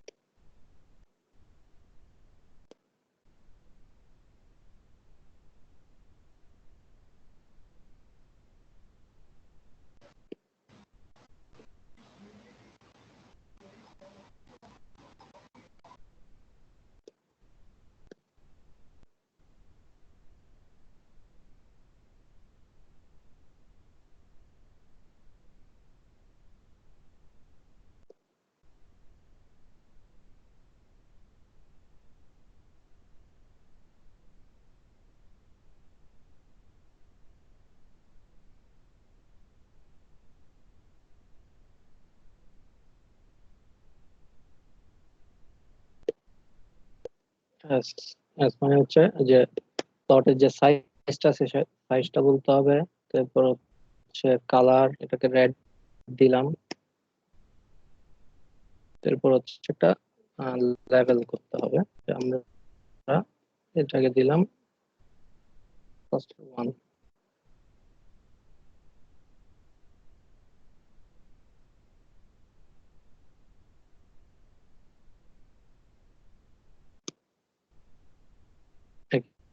এইভাবে আমরা চারটার জন্য চারটা প্লট তৈরি করব।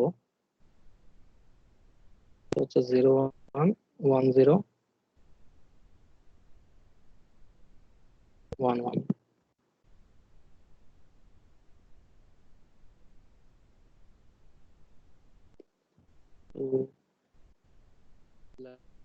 লাইক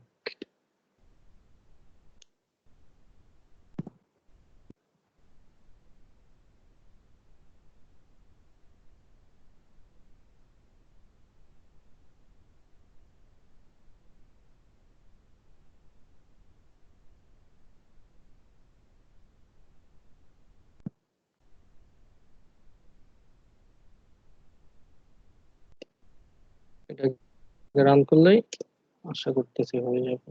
এটা তো ভ্যালিড সিনট্যাক্স।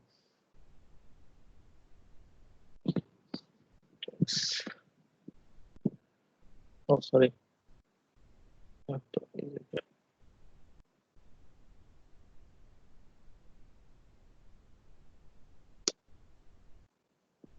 এভাবে। যদিও ওই যে ডাটা সেটের কারণে প্লটটা এত ভালো হয় না, এখানে যে রেড ব্ল্যাক গ্রিন আর সরি ব্লু আর গ্রিন এভাবে প্লট করে নিবে। বুঝা গেছে?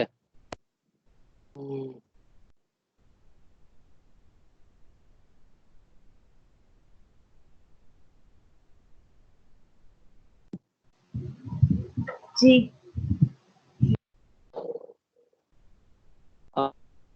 আচ্ছা, এরপর হচ্ছে আমরা একটু ক্লাসিফিকেশন করব। ক্লাসিফিকেশন করার আগে ক্যান এন দিয়ে ক্লাসিফিকেশন করব। একটা ক্লাসিফিকেশন দেখানোর আগে অনলাইনে ক্যামিংস মানে ইনার্সি ইউজ করার রিজন কি, শুধু ক্যামিংস ইউজ করলে কি হতো? আচ্ছা, একটা প্রশ্ন আসছে 12 নম্বর। আচ্ছা, ইনার্সি এখানে হচ্ছে আমরা অ্যাকচুয়ালি কি করতেছি, এখানে ইউজ করতেছি হচ্ছে আমরা যে ডাব্লিউসিএস এর ভ্যালুটা নিব। তো ডাব্লিউসিএস এর ভ্যালুটা বের করার জন্য আমাদেরকে ক্যামিন্স ডট ইনার্শিয়াটার মাধ্যমে আমাদের ক্যামিন্স এর ভ্যালুটা ক্যালকুলেট করতে হবে। এই জন্যই আমরা এখানে ক্যামিন্স এর জায়গায় ক্যামিন্স ডট ইনার্শিয়া ইউজ করছি। ইনার্শিয়া না দিলে তাহলে ডাব্লিউসিএস এর ভ্যালুটা সে ক্যালকুলেট করবে না এখানে। এই এতটুকু মানেই হচ্ছে যে মানে ক্যামিন্স এ ডাব্লিউসিএস এর ভ্যালুটা ক্যালকুলেট করা। আশা করি বুঝতে পারছেন।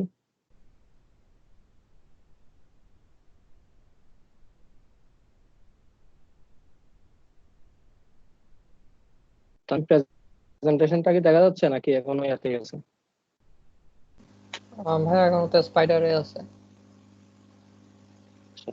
করে আবার দিতে হবে।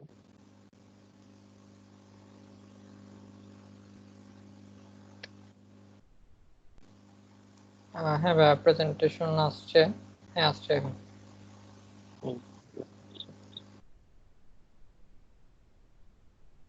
তাহলে ব্রেক দেওয়ার কি দরকার আছে? বুঝি নাই ভাই। মানে কোনো ব্রেক কি দেওয়ার দরকার আছে নাকি কন্টিনিউ করবো? না, কন্টিনিউ করে ফেললে বেটার হয়। আচ্ছা, ঠিক আছে। এরপর আমরা সুপারভাইজ লার্নিং ক্লাসিফিকেশনের একটা ক্যান কিভাবে কনসেপ্টটা একটু দেখবো। মনে করেন যে এই ধরনের একটা ক্যানন এর মধ্যে দুইটা ক্যাটাগরি, দুইটা ক্লাস আছে, ক্যাটাগরি 1 আর ক্যাটাগরি 2। তো সেখানের মধ্যে আমরা একটা নতুন ভ্যালু অ্যাড করলাম। হ্যাঁ, তো তাহলে এই ক্যানন কিভাবে সে ভ্যালুটাকে ক্লাসিফাই করবে? ফার্স্টে যেটা করতে হবে, আমরা ক্যার একটা নাম্বার সিলেক্ট করতে হবে। তো মনে করেন ইজ ইকুয়াল টু ধরলাম 5। তাহলে সে ওই নতুন পয়েন্ট থেকে কাছে মানে 5টা ভ্যালু সে কাছে কাছের 5টা ভ্যালু নিবে, সেটা যে ক্লাসেই হোক না কেন। ওই নতুন ভ্যালুটা থেকে তার দূরত্ব বের করে প্রতিটা দূরত্ব প্রথম সর্বনিম্ন দূরত্বের যে 5টা ভ্যালু, সেই 5টা ভ্যালু সিলেক্ট করবে। সিলেক্ট করার পর তারপর দেখবে সে 5টা ভ্যালুর মধ্যে কোন ক্লাসের কয়টা ভ্যালু আছে।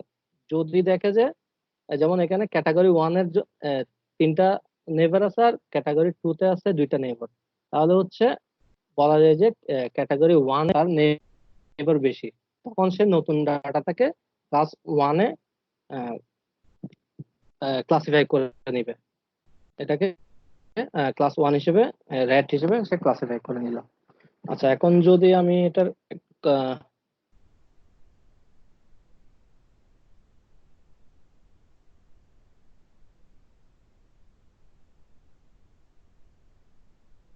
একটু দেখাই এটা পাইথন দিয়ে।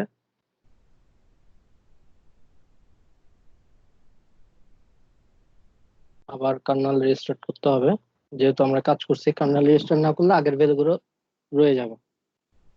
তো আগের ভ্যালুগুলোকে রিফ্রেশ করার জন্য আমাদের কার্নেল রিস্টার্ট করতে হবে। আচ্ছা, রিস্টার্ট হোক, তার মধ্যে আমরা কিছু লিখে ফেলি। তো আগের মতোই pandas spd। এখানে আমরা দেখি কোন মডেলটা ইউজ করবো আমরা।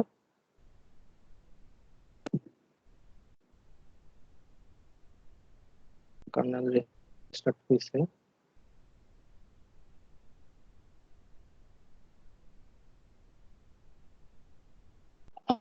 আমরা এখানে যে সোশ্যাল নেটওয়ার্কের অ্যাডভার্টাইজের একটা সিএসভি আছে, ডাটা সেট আছে, সেটা ইউজ করব। Data set equal to pd dot read csv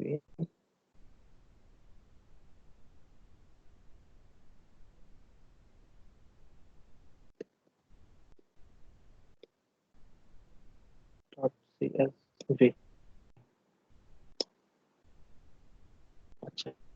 ইম্পোর্টই তো করিনি। আচ্ছা, রিড হইলো, এটা একটু দেখে নিই কি কি আছে এখানে। ওই যে আমি যেটার জেন্ডার আছে, এজ আছে, স্যালারি আছে, পারচেস, এই যেটা এক্সাম্পল আমি দেখাইছিলাম। এরপর হচ্ছে আমরা এটা যেহেতু আমরা ক্লাসিফাই করব, সেহেতু আমাদেরকে ইন্ডিপেন্ডেন্ট আর ডিপেন্ডেন্ট ভেরিয়েবল আলাদা করতে হবে। আমরা এজ আর এস্টিমেটেড স্যালারিটাকে, জেন্ডারটা বাদ দিই আপাতত, যেহেতু এটা আবার ক্যাটাগরিক্যাল ডাটা কনভার্ট করতে হবে। এজ আর এস্টিমেটেড স্যালারিটাকে আমরা ইন্ডিপেন্ডেন্ট ভেরিয়েবল হিসেবে নিই। ডাটা সেট ডট লগ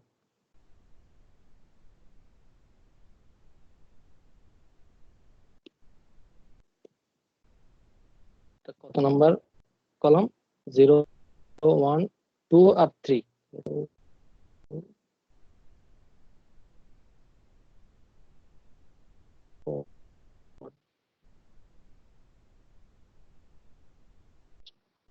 তাহলে এক্স এর মধ্যে সে ভ্যালুগুলো চলে আসলো। এরপর 4 নম্বর কলামটাকে আমরা ডিপেন্ডেন্ট ভেরিয়েবল হিসেবে ওয়াই তে রাখবো। Data set dot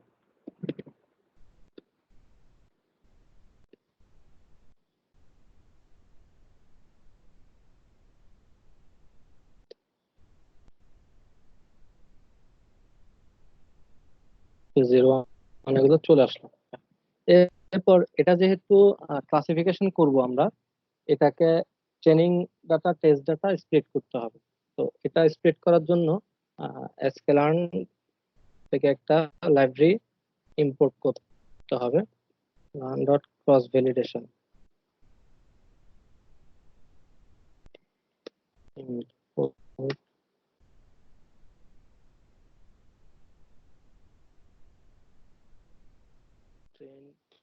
test split নামে একটা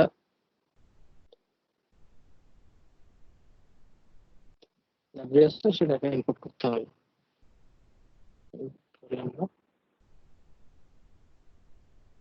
এরপরে আমরা যে ট্রেনটা স্প্লিট করার পরে কোন কোন ভেরিয়েবলে রাখবো, আমরা ফার্স্টে ট্রেন এক্স ট্রেনে রাখবো কিছু, তারপরে ওয়াই ট্রেনে রাখবো,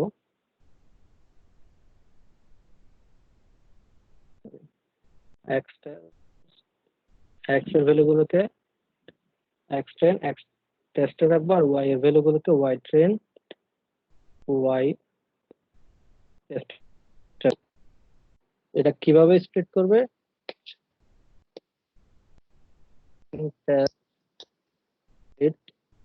এই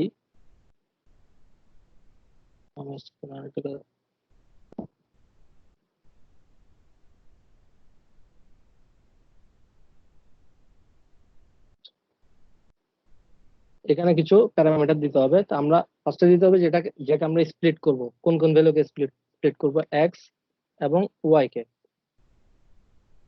এরপরে বলতে হবে যে আমরা কত সাইজে স্প্লিটটা করব, টেস্ট সাইজ বলে দিতে হবে। আমরা যেহেতু টেস্ট সাইজ বলতেছি, তো এখানে 0.3 মানে হচ্ছে 30%, 70% ট্রেনে যাবে, 30% হচ্ছে টেস্ট সাইজে যাবে। এরপরে হচ্ছে এটা স্টেটটা বলে দিতে হবে, র্যান্ডম স্টেট, আবার আগের মতো র্যান্ডম স্টেট 0। এখানেও একইভাবে যে 0 নিলে একভাবে, 0 দিলে একভাবে নিবে, আর 1 দিলে আরেকভাবে, বিভিন্ন স্টেটে। এটা রান করি আমরা। হ্যাঁ, এখানে কিন্তু চলে আসে সবগুলো, যে X test, X train, Y test এবং ওয়াই ট্রেন চলে আসছে। এরপর হচ্ছে এক্স ট্রেন এবং ওয়াই ট্রেন ইউজ করে আমরা মডেলটাকে ট্রেন করাবো। তো এখানে যেহেতু আমরা ইউজ করতেছি ক্যানন, সেজন্য হচ্ছে ক্যাননের যে ক্লাসিফায়ারটা আছে, সেই ক্লাসিফায়ারটা আমাদের ইম্পোর্ট করতে হবে ফ্রম sklearn ডট ক্লাসিফায়ার।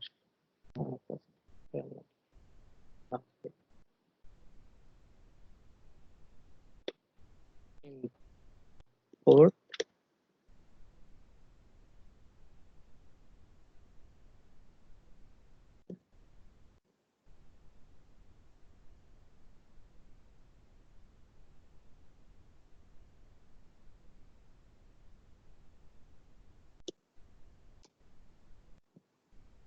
এটাকে ইম্পোর্ট করব। এরপরে এই লাইব্রেরিটা ইউজ করেই আমরা মেনলি ক্লাসিফায়ারটা ইউজ করে ক্লাস ট্রেন করাবো। তো এটার একটা ইনস্ট্যান্স তৈরি করি আমরা যে কোনো নাম দিয়ে।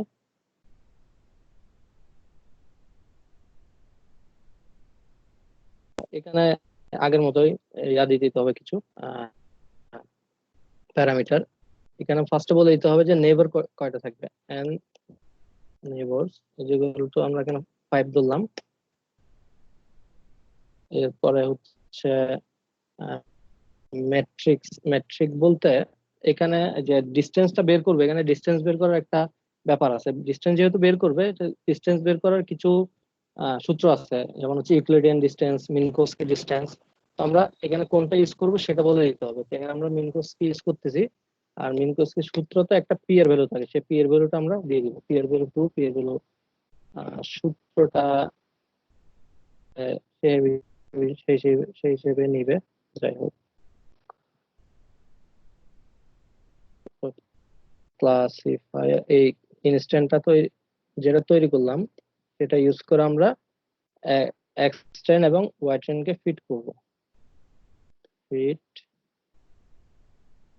ক্লাসিফায়ার ডট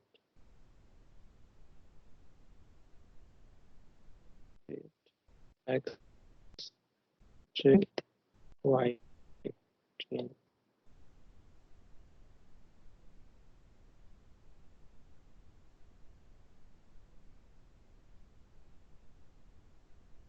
এরপর হচ্ছে আমরা প্রেডিক্ট করব একটা, এই যে এক্স টেস্টের যে ভ্যালুটা রেখে দিয়েছিলাম টেস্ট করার জন্য, সেটার উপর বেস করে আমরা একটা ওয়াই প্রেডে কিছু প্রেডিকশন নিব। ক্লাসিফায়ার ডট প্রেডিক্ট, এটা কিসের উপর প্রেডিক্ট করবে? এক্স টেস্টের উপর।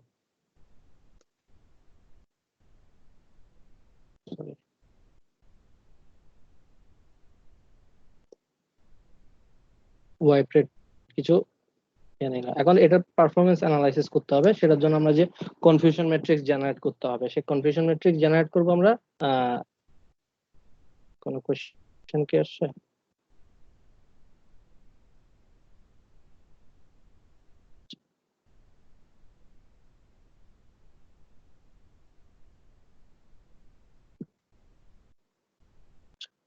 ফ্রম স্কেলার ডট ম্যাট্রিক্স, এখান থেকে আমাদেরকে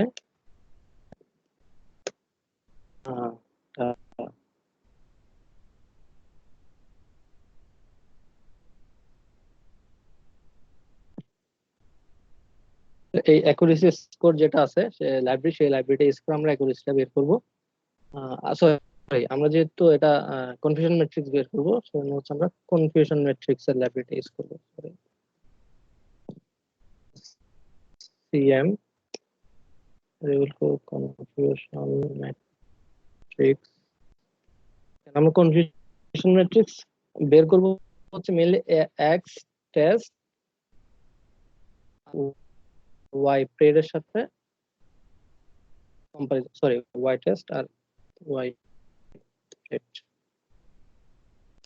এই যে কনফিউশন ম্যাট্রিক্স বের হয়ে গেল। এখান থেকে আমরা অ্যাকুরেসিটা যে সূত্র অনুযায়ী বের করে নিতে হবে। আশা করি বোঝা গেছে। তার কোনো কনফিউশন আছে? না।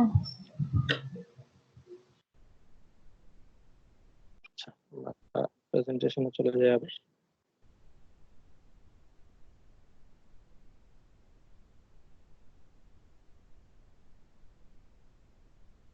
কেউ কিছু বলতেছে না, মনে হয় বোরিং হচ্ছে খুবই। ভাই আসান নাকি? আসসালামু আলাইকুম ভাই। নাইম স্যারের স্টুডেন্ট আমার এখানে আসছে। নাইম স্যারের বেস্ট স্টুডেন্টের কাছে শিখতে আসছি আর কি। আচ্ছা, আমি এখন কিছু হচ্ছে অ্যাডভান্স লেভেলের লাইব্রেরির কথা একটু বলবো, যেগুলো থেকে আমরা যেগুলো ইউজ করে মানে খুব অ্যাডভান্স হায়ার লেভেলের কাজগুলো করা যায় আর কি। ফার্স্টে যেটা কথা বলবো সেটা হচ্ছে টেনসরফ্লো। টেনসরফ্লো হচ্ছে একটা লাইব্রেরি যেটা ফ্রি এবং ওপেন সোর্স। এটা মেইনলি হচ্ছে একটা এমএল মানে মেশিন লার্নিং একটা প্ল্যাটফর্ম। এটা ইউজ করলে আমরা কি কি করতে পারবো, এটা ইউজ করে আমরা ভয়েস বা সাউন্ড রিকগনিশন কিংবা টেক্সট বেসড যে অ্যাপ্লিকেশন গুলো সেগুলো যদি ইমপ্লিমেন্ট করতে চাই এই টেনসরফ্লো ইউজ করা যাবে। ইমেজ ইমেজ রিকগনিশন কিংবা টাইম সিরিজ বলতে হচ্ছে আমরা যে টাইম সিরিজ অ্যানালাইসিস করার জন্য টেনসরফ্লো ইউজ করা যাবে, কিংবা ভিডিও ডিটেকশন। হ্যাঁ, তো যারা একটু অ্যাডভান্স লেভেলের মেশিন লার্নিং শিখতে চাচ্ছেন তারা টেনসরফ্লো নিয়ে পড়ালেখা করতে পারেন। আরো আছে যেমন open CV, open source computer vision library, এটাও একটা অ্যাডভান্স লেভেলের লাইব্রেরি। তো এটা হচ্ছে মেইনলি কম্পিউটার ভিশন ইউজ হয়। তো এটা ইউজ করে অগমেন্টেড রিয়েলিটি, মোশন ট্র্যাকিং কিংবা হিউম্যান টু কম্পিউটার ইন্টারাকশন এই ধরনের কাজগুলো হয়ে থাকে, কিংবা অবজেক্ট আইডেন্টিফিকেশন, ভিডিও ডিটেকশন। যেমন হচ্ছে এখন বাংলাদেশে যে অনেকগুলো সিসিটিভি আছে। তো বাংলাদেশ গভর্নমেন্ট থেকে একটা মনে হয় কাজ করতেছে, আমি যতটুকু শুনছি, যে সিসিটিভি ক্যামেরা থেকে তারা ডিটেক্ট করবে কোন কোন মানুষগুলো যে মাস্ক পরে পরে আছে। তো এই কাজগুলো ওপেন সিবির মাধ্যমে করা যাবে, এই ধরনের কাজগুলো। আরো আছে কাজ হচ্ছে যে একটু ডিপ লার্নিং এর একটা এপিআই, এটা হচ্ছে টেনসরফ্লোর উপরেই ইউজ করা যাবে। মানে আপনি যদি টেনসরফ্লো 2.1 ভার্সনটা ইনস্টল করেন তাহলে ক্যারাস এখানে ইউজ করতে পারবেন। ক্যারাসের হচ্ছে কিছু প্রিটেন মডেল থাকে, সেই প্রিটেন মডেল গুলো ইউজ করে আপনি বিভিন্ন কাজ করতে পারবেন। যেমন প্রিটেন মডেলের মধ্যে কিছু আছে RES নেট 50, এটা ইমেজ ক্লাসিফাই করার জন্য ইউজ করা হয়। তারপর হচ্ছে VGG16 যেটা আছে, এটা ইমেজ থেকে ফিচার এক্সট্রাক্ট করার জন্য ইউজ করা হয়। তারপর হচ্ছে আপনার যে ক্লাসের যে মানে পারফরমেন্স যদি টিউনিং করতে চান তাহলে হচ্ছে ইনসেপশন V3 যে মডেলটা প্রিটেন সেটা ইউজ করতে পারবেন। এরপর হচ্ছে ফিচার এক্সট্রাকশনের জন্য আরেকটা আছে, এরপর হচ্ছে ইনসেপশন V3 যেটা হচ্ছে কাস্টম ইনপুট টেন্সরের জন্য ইউজ করা হয়। এরপর আরো আছে পাইটর্চ। পাইটর্চ হচ্ছে মনে হয় লেটেস্ট যেটা লাইব্রেরি সেটাই। এটাও হচ্ছে ML based open source library. এটা ন্যাচারাল ল্যাঙ্গুয়েজ প্রসেসিং কিংবা কম্পিউটার ভিশনের জন্য ইউজ করা হয়। এটারও কিছু প্রিটেন মডেল আছে। এটা তো রিপিট হয়ে গেছে, যাই হোক। সরি, আর পাইটর্চ হচ্ছে ডিপ লার্নিং এর জন্য মানে ফিউচার। এরপরে আমি কিছু অ্যাপ্লিকেশন দেখাবো। তার আগে আমি আমার একটা কাজ দেখা যাচ্ছে যেটা মেশিন NLP দিয়ে করা, LSTM দিয়ে করা।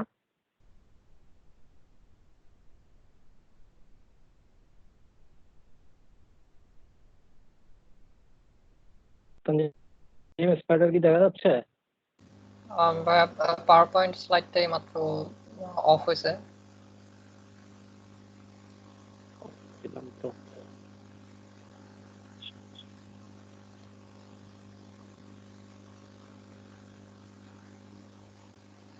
আমি এই মডেলটা ইউজ করছিলাম,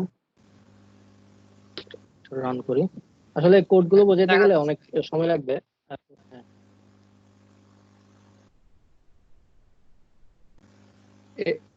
এটা হচ্ছে আমার একটা মডেল, এই মডেলটাকে আমি রান করে তৈরি করতেছি, একটু সময় লাগবে। এরপরে হচ্ছে আমরা এখানে কিছু ওই প্রেডিক্ট করতে পারবো আর কি, যে একটা টেক্সট লিখে দিব, টেক্সটটাকে বলে দিবে সে এটা কি পজিটিভ কিনা, নেগেটিভ বা স্ট্রংলি পজিটিভ কিনা, নিউট্রাল কিনা।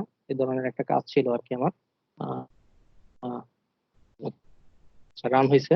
এরপরে এখন এখানে যদি আমি সেই মডেলটা আলাদা করে নিই, আমি যেহেতু ওই যে LSTM মডেল তৈরি করছি, যে LSTM মডেল ডট পাই, এই মডেলটাই আমরা এখানে ইম্পোর্ট করব from LSTM model polarity predict. ওইখানে একটা লাইব্রেরি আমি তৈরি করে রাখছিলাম আর কি। তো এখানে এখানে টেক্সট দিলাম, এই টেক্সটটা এটা যদি চালাই তাহলে দেখেন এখানে একটা পজিটিভ, মানে টেক্সটটা হচ্ছে পজিটিভ একটা টেক্সট, মানে সে পজিটিভ হিসেবে ইয়া। তো এখানে যদি আমি আরো কিছু লিখতে যাই, যেমন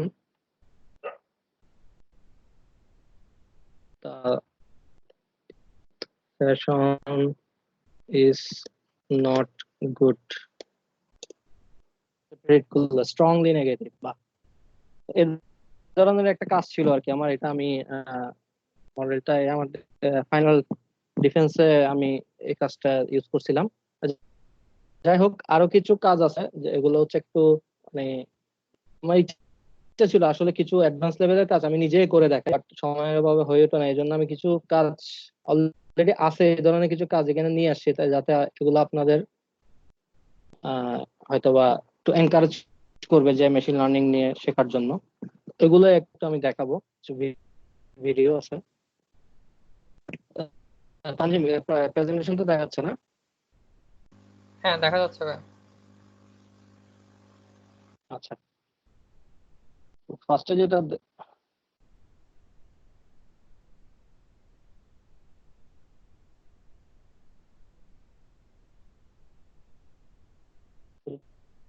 ফটো তো ইমোজি, এটা দেখেন।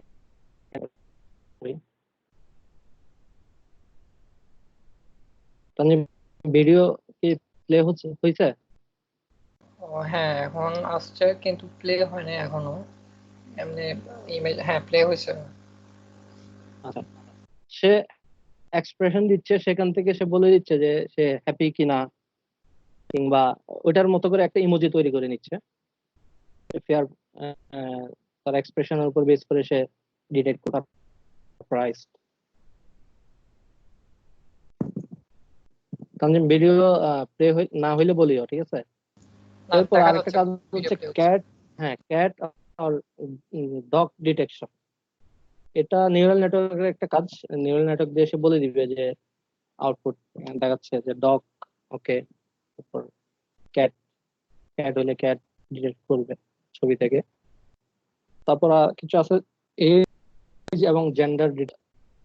এখন অনেকগুলো মোবাইলে পাওয়া যায় আসলে, এই যে ক্যামেরা অন করলে এজ বলে দেয়। তো এগুলো এই এমএল দিয়েই করা। এজ ডিটেকশন আরো আছে, যেমন মেল 60 to 100 ইয়ার্স।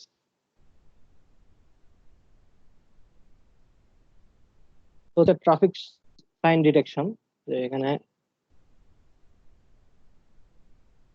বিভিন্ন ছবি থেকে ট্রাফিক সাইন থেকে সে ডিটেক্ট করতে পারবে সেটা কোন ধরনের ট্রাফিক সাইন।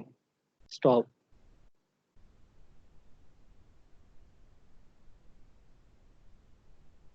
তানজিম, দেখা যাচ্ছে ভিডিও প্লে হচ্ছে? হ্যাঁ, এখন ট্রাফিকের আপলোড ইমেজ ওই ওই পেজটাতে। তো আমার এখানে তো আপলোড করে সে অনেক কিছু দেখাই ফেলছে, এগুলো দেখছো নাকি? যাই হোক, এই কাজটা ওরা টেনসর ফ্লো ইউজ করে করছে আর কি। নেক্সট আরেকটা হচ্ছে হ্যান্ড রাইটিং রেকগনিশন। এটা হচ্ছে handwriting mainly digit recognise করে, এটাও টেনসর ফ্লো ইউজ করছে। ড্র করলে এখানে রিকগনাইজ করবে 0, 88% অ্যাকুরেট, 286% অ্যাকুরেট, 3। এই কাজটাও টেনসর ফ্লো ইউজ করে করা হয়েছে। আর একটা চাইলে আপনার চ্যাটবট বানাইতে পারেন, এটাও টেনসর ফ্লো ইউজ করে করা হয়েছে। আর এই এগুলো আমি নিচে হচ্ছে ডাটা ফ্লেয়ার নামে একটা ওয়েবসাইট আছে, ওইখান থেকে আপনারা চাইলে দেখতে পারেন। এখান থেকে আর অনেকগুলো কাজ আছে ওদের।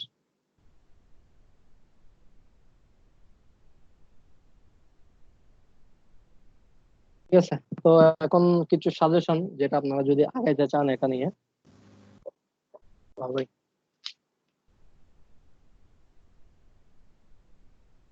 Step by step. তো ফার্স্টে হচ্ছে যেটা করতে হবে যে বেসিকটা বুঝতে হবে, যে আমার আচ্ছা কফিল ভাই, এমএল আমি এর একটু বেসিকটা ইন্টারাপ্ট কি করবো। এটা বুঝতে হবে। হ্যাঁ, জি জি, অবশ্যই। আমাদের যেহেতু এখানে ইভেন্টটাতে হচ্ছে আমরা সার্টিফিকেট দিব বলছিলাম, সো এখানে যারা পার্টিসিপেন্ট আছে তারা অবশ্যই সার্টিফিকেট পাবে, বাট সার্টিফিকেটটা পাওয়ার জন্য হচ্ছে তাদেরকে অবশ্যই একটা ফিডব্যাক ফর্ম ফিল আপ করতে হবে। আমি চ্যাটে লিঙ্কটা দিয়ে দিচ্ছি। যখনই আমাদের ইভেন্টটা শেষ হবে তখনই শুধুমাত্র অ্যাকচুয়ালি মানে ফর্মটা ওপেন হবে রেসপন্সের জন্য। সো আমি আপাতত দিয়ে রাখতেছি, ইভেন্ট শেষে যাতে পার্টিসিপেন্টরা এই ফর্মটা ফিল আপ করে নেন। থ্যাংক ইউ কপিল ভাই।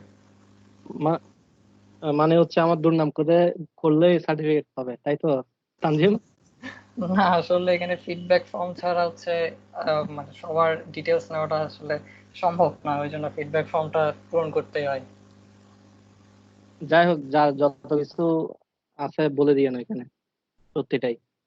আর যাই হোক, আগাই যে ফার্স্ট হচ্ছে তো আপনাকে বেসিকটা বুঝতে হবে, যেমন অ্যানালিটিক্স কি জিনিস বা ডাটা সায়েন্সের বেসিক, বিগ ডাটা কি, এগুলোর উপর নিতে হবে। এরপর আপনি যে ডোমেনে কাজ করতে যাচ্ছেন, মনে করেন আপনি হেলথ ডাটা নিয়ে কাজ করতে যাচ্ছেন, তাহলে ওই ডোমেনের উপর নলেজ গেইন করতে হবে। এরপর আপনাকে কিছু ডাটা মাইনিং এর জন্য স্ট্যাটিস্টিক্যাল ব্যাপার হয়তো বা শিখতে হবে, তো স্টাডি করতে হবে।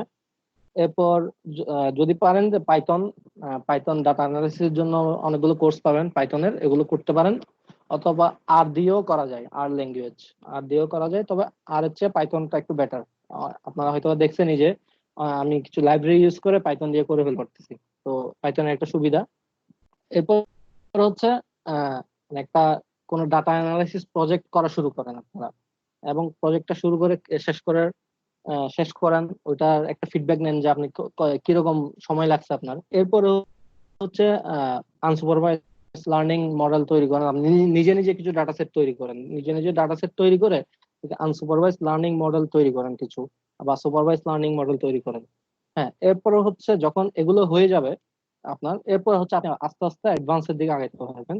এরপর আপনি বিগ ডাটার দিকে গেলেন, বিগ ডাটা কি সেটা বুঝলেন। এরপরে হচ্ছে আপনার ডিপ লার্নিং কি জিনিস, যেমন artificial neural network, convolutional neural network বা রিকারেন্ট নিউরাল নেটওয়ার্ক, এগুলো কি জিনিস, কিংবা টেনসর ফ্লো, ওপেন সিবি, এগুলো নিয়ে একটু শেখেন। এরপরে হচ্ছে শেষের দিকে যখন আপনার শেখা শেষ হয়ে যাবে, আপনি একটা কমপ্লিট একটা ডাটা সায়েন্সের একটা প্রজেক্ট আপনি কমপ্লিট, তাহলে আপনি বুঝতে পারবেন আপনার শেখাটা কতটুকু হয়েছে। That's all. Any question? আর যত কোয়েশ্চেন থাকে করতে পারেন এখন। জানি না কতটুকু শেখাইতে পারছি, যতটুকু জানি শেখাইলাম। ল্যাকিং থাকতে পারে কিছু, সমস্যা নেই, বলতে পারেন, বা কোয়েশ্চেন থাকলে করতে পারেন। আচ্ছা, আমাদের তো এখানে আজকে এটা যেহেতু বিগিনারদের, সো বিগিনারদের অনেক কোয়েশ্চেন থাকে, সো আজকে এটা একটা ভালো একটা প্ল্যাটফর্ম একজন প্রফেশনাল কাছ থেকে মেশিন লার্নিং সম্পর্কে জানার। সো এনি কোয়েশ্চেন চ্যাটে অথবা আনমিউট করে যে কোনো ভাবে বলা যায়।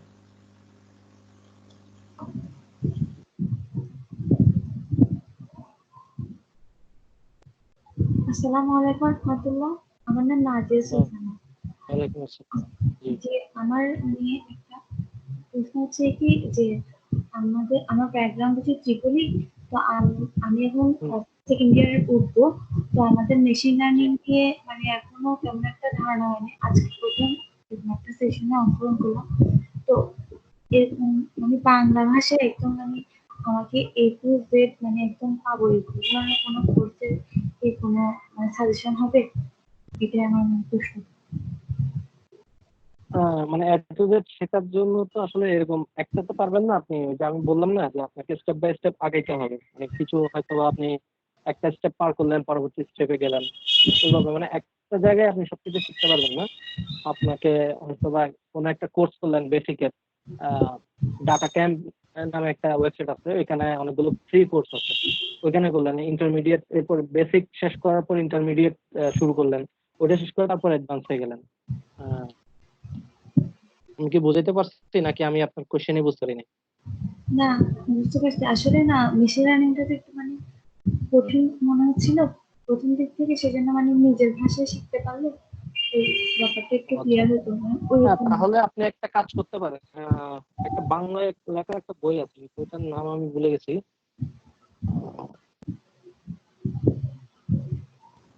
Machine learning daffodil A to Z ইউনিভার্সিটির কোন বইটার একটা কথা টিচারে বলতেছেন? লিখছে। হ্যাঁ, ওইটা আছে। আর একটা ড্যাফোডিল ইউনিভার্সিটির একজন টিচার একটা বই লিখছিল বাংলায়। আচ্ছা, নাফিস নিহালের একটা বই আছে, ওটা পড়তে পারেন। ওইটাতে একদম খুব বলতে গেলে মানে বাচ্চাদেরকে যেভাবে শেখায় ওইভাবেই অনেক কিছু লিখছে আর কি। ওইটা দেখলে আপনাকে একটা ভালো আইডিয়া পাবে। কোনো কোশ্চেন? আচ্ছা ভাইয়া, একজন চ্যাটে কোয়েশ্চেন করছে, উনি জানতে চাচ্ছে হচ্ছে পাইটর্চ আর টেনসরফ্লোর এর মধ্যে কোনটা দিয়ে আসলে শুরু করা বেটার, কোনো মন্তব্য থাকলে আপনার।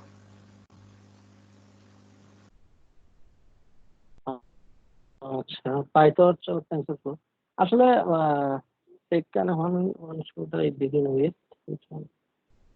আপনার যে কোনোটা দিয়ে শুরু করতে পারেন, কিন্তু পাইটর্চটা হচ্ছে একটু অ্যাডভান্স লেভেলের। আপনি সেক্ষেত্রে হচ্ছে টেনসর ফ্লো ইউজ করতে পারেন বা শুরু করতে পারেন। আহ, এখানে আসলে এটার কোনো লেভেল নাই যে tensor flow level 1, PyTorch level 2, এরকম কোনো কিছু নাই। আপনি যে কোনোটা দিয়ে শুরু করতে পারেন। আ- আসলে আমার উদ্দেশ্যটা ছিল এটা, এগুলো বলার পিছনে মানে আপনারা যদি মেশিন লার্নিং এ কেরিয়ার করতে চান তাহলে হচ্ছে এই জিনিসগুলো লাগে, মানে আপনাদেরকে এগুলো ইউজ করতে জানতে হবে। তো এগুলো ইউজ করতে জানতে হলে আপনাকে এগুলো সম্পর্কে জানতে হবে। তো এখন যে যে পাইটর্চ লেভেল 1 বা টেনসরফ্লো লেভেল 2 এরকম না, আপনি যে কোনোটা শুরু করতে পারেন, আহ, যেটা আপনার ভালো লাগে। আর দুইটাই লাগবে আশা করি। আপনি হয়তো বা টেনসরফ্লো শুরু করলেন, শিখলেন, হয়তো বা এরপর পাইটর্চে কিছু এমন কিছু ফিচার আছে যেটা আপনি অন্যদিকে ইউজ করতে পারবেন। তো মোটামুটি এগুলো লাগেই আসলে, ক্যারাস, টেনসরফ্লো, পাইটর্চ সবগুলোই লাগে বলতে গেলে।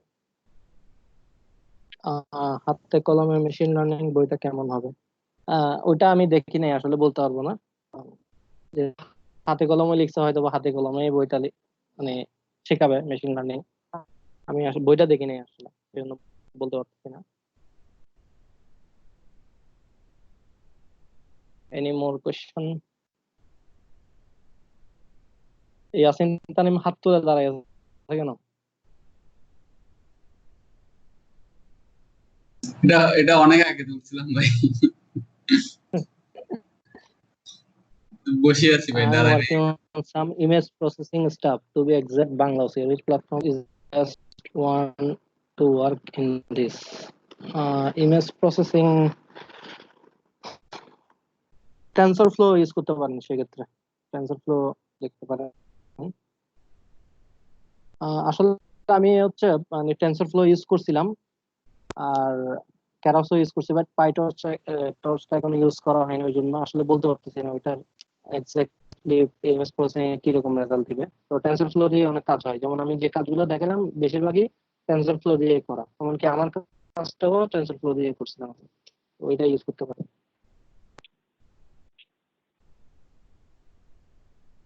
সব কোশ্চেনটা থেকে একজনই করতেছে, বাকিরা কি ঘুমাই গেছে নাকি বুঝে নাই, নাকি আমি বেশি ভালো বুঝাই বলছি? আমার মনে তো হয় না বেশি ভালো বুঝাইছি। আচ্ছা কফি ভাই, এখানে যেহেতু কিছুটা হ্যাঁ। অফ টপিক টাইপের, বাট যেহেতু প্রবলেমটা অনেকেই ফেস করে, ইভেন মানে আমরা নিজেরাও অল্প স্বল্প ফেস করি, সেটা হচ্ছে লোকাল মেশিনের মেশিন লার্নিং নিয়ে কাজ করার জন্য মানে একটা সার্টিন স্পেসিফিকেশন যেটা প্রয়োজন সেটা একটু ক্লিয়ার করে দিলে বেটার হয়। কারণ অনেকে হচ্ছে আসলে মানে মোটামুটি লেভেলের মেশিনে কাজ করতে চাই, কিন্তু পরে দেখা যায় মেশিন মানে লার্নিং কাজ করে না। মেশিন বলতে কি তুমি পিসির কথা বলতেছো? হ্যাঁ হ্যাঁ। মেশিন মানে আমারটা হচ্ছে 4 জিবি, তো আর জিপিও আছে ওইটাতে, দেখা যায় যে ওইটাতে দেখা যায় যে হ্যাং করে যায় আর কি। তো বেটার হয় হচ্ছে, এখন তো এসএসডি চলে আসছে, এসএসডি আছে এরকম কোন পিসি, তারপর হচ্ছে 8 জিবি র্যাম বা তার উপরে, এবং জিপিও আছে। এই ধরনের জিপিও থাকলে অনেক ক্ষেত্রে একটু ব্যাকআপ পাওয়া যায় আর কি। তো জিপিও আছে এরকম কোন ল্যাপটপ ইউজ করা যায়। আর এখানে আসলে ব্যাপারটা হচ্ছে, এখানে তোমার ডাটা সেটের উপর আহ, অনেকটাই নির্ভর করবে আর কি। তো রিসেন্টলি আমি একটা কাজ করতেছি ইমেজ প্রসেসিং নিয়ে, গতকালকে এটার কিছু কাজ করছিলাম আর কি। তো দেখা যাচ্ছে ওইটা আমার প্রায় 3800 4000 মতো ডাটা সেট আছে এটাতে। তো কিছুক্ষণ পর পরই দেখা যাচ্ছে মানে ওইটা রান হয়ে বন্ধ হয়ে যাচ্ছে। আমি যখন আমার কাজটা টেক্সট অ্যানালাইসিসটা করছিলাম, সেন্টিমেন্ট অ্যানালাইসিসটা, তখন প্রায় 24 ঘন্টা সময় লাগছে আমার পিসিতে। তো মানে ডাটা সেট কিরকম, ডাটা সেট কত বড়, বা ইমেজ ডাটা সেট নাকি টেক্সট ডাটা সেট, ওইটার উপর নির্ভর করবে। আচ্ছা, তার মানে হচ্ছে লোকাল মেশিনের জন্য একটু ভালো মানে মোটামুটি গেমিং কনফিগারেশনের মেশিন হলে সবচেয়ে বেটার। হ্যাঁ, আর বেটার হচ্ছে হয়, হ্যাঁ। আর হচ্ছে যেমন এখানে আরেকটা ব্যাপার আমি একটু বলি, এই যে আমাদের এক বড় ভাই একটা কাজ করছিল হচ্ছে ওসিআর নিয়ে, বাংলা ওসিআর নিয়ে। আহ, উনি হচ্ছে মানে এমন অবস্থা হয়েছে, মানে ট্রেন করানোর জন্য ভালো কোনো পিসি পাচ্ছিল না। তো উনি পরে দিয়ে মানে খোঁজ করা শুরু করছে আর কি, গেমিং পিসি কোথায় আছে। তো এই ধরনের হয় আর কি, যে অন্যের পিসি দিয়ে রান করাইতে হয়। ওই আবার ওসিআর গুলোতে একটু অনেক ঝামেলা, অনেক ভালো হাই কনফিগার পিসি লাগে আর কি। আচ্ছা, তো এখানে যেহেতু অনেকেই বিগিনার, সো এখানে আরেকটা বিষয় জানায় রাখা আসলে ভালো হয়, সেটা হচ্ছে আমরা লোকাল মেশিনেও চাইলে মেশিন লার্নিং নিয়ে কাজ করতে পারি, অথবা চাইলে ক্লাউডেও কাজ করতে পারি। ক্লাউডের ক্ষেত্রে কিন্তু আবার আমাদের এই সকল মানে খুব হাই কনফিগার মেশিন বা খুব গেমিং কনফিগারেশন আসলে প্রয়োজন নাই। সেক্ষেত্রে ক্লাউডে কিছু আসলে পে করা লাগে। ওই পে করলে হচ্ছে আমরা খুব ইজিলি ক্লাউডে মডেল ট্রেন থেকে শুরু করে মডেল বিল্ড থেকে শুরু করে ট্রেন ইভ্যালুয়েট সবকিছুই করতে পারি। তো এরকম কিছু ক্লাউড প্ল্যাটফর্ম আছে, মাইক্রোসফট অ্যাজিওর, তারপর আইবিএম ওয়াটসন আছে। সো এগুলো একটু আসলে ট্রাই করে দেখা যায়, মানে জাস্ট ঘুরে দেখা আর কি, জাস্ট একটা সাজেশন ছিল। আমরাও এরকম ট্রাই করছিলাম আসলে ক্লাউডে চালানো, পরে যখন দেখতে গরিব মানুষ চালাইতে পারবো না, পিসিতে চালাইছি আর কি পরে দিয়ে। আচ্ছা, তো আরেকটা কথা, সেটা হচ্ছে আসলে আমার টেকটক্স এর একদম ফার্স্ট এপিসোড যেটা ছিল, সেখানে আমি নিজেই হচ্ছে মাইক্রোসফট অ্যাজিওর মেশিন লার্নিং নিয়ে একটা সেশন নিয়েছিলাম। সো কেউ যদি চায় যে ক্লাউডে কিভাবে করে, সেটাও ওই ফার্স্ট এপিসোড থেকে আসলে দেখে নিতে পারবে। একটা কোয়েশ্চেন আসছে, সেটা হচ্ছে can I start deep learning without machine learning?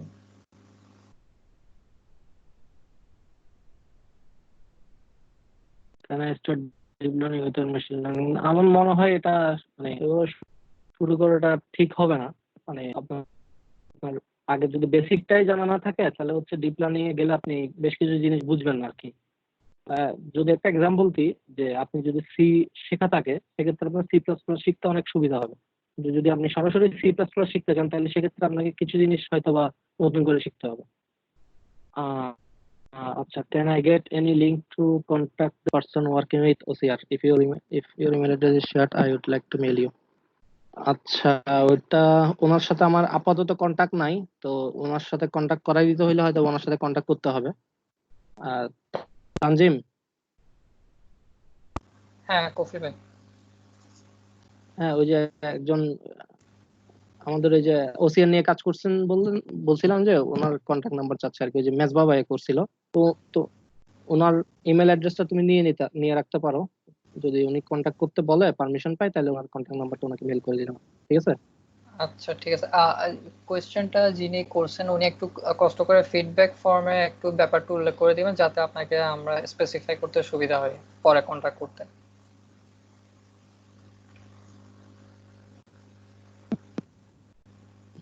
আচ্ছা, একজন বললো গুগল কোল্যাব। হ্যাঁ, গুগল কোল্যাব ইউজ করা যায়, ক্লাউড বেস।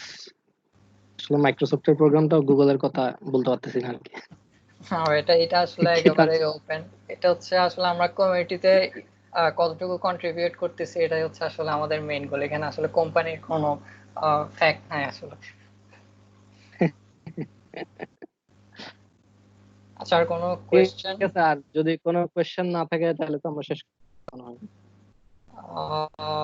মনে হয় আর কোনো কোয়েশ্চেন নাই। কোয়েশ্চেন কি আর কারো আছে? না, আর কোনো চ্যাটে আর কোনো কোয়েশ্চেন দেখতেছি না আমি। সো মনে হয় আমরা আজকে শেষ করতে পারি, যদিও এটা 9:30 পর্যন্ত ছিল, বাট অলমোস্ট 10টা পর্যন্ত হয়ে গেছে। সো আশা করি হ্যান্ডস অন যে টেকনিক্যাল সেশন প্লাস মোটামুটি যে থিওরিটিক্যাল ব্যাপারটা ছিল, আশা করি সবাই বুঝতে পারছে। তাও আমি ব্যাপারটা আসলে রেকর্ড করছি, আমি ইউটিউবে আপলোড করে দিয়ে দিব। So thank you everyone for joining tech talks version 3। আশা করি সামনের এপিসোডগুলোতেও আবার সবাইকে পাবো আরো এক্সাইটিং কিছু টেক নিয়ে। সো আমরা এখানে শেষ করতে পারি। আর কফিল ভাইকে অনেক অনেক থ্যাঙ্কস, উনি অনেক প্যারা খাইছে আমি জানি আসলে। সো কফিল ভাইকে অনেক থ্যাঙ্কস। আশা করি ভবিষ্যতে আমরা আরো এক্সাইটিং কিছু টেক রিলেটেড এপিসোডে ওনাকে সাথে পাবো। সো আমরা আজকে এখানে শেষ করতে পারি। Thank you everyone. Till then, ধন্যবাদ তানজিম। আল্লাহ হাফেজ। আল্লাহ হাফেজ ভাই। Okay, thank you everyone, good bye everyone.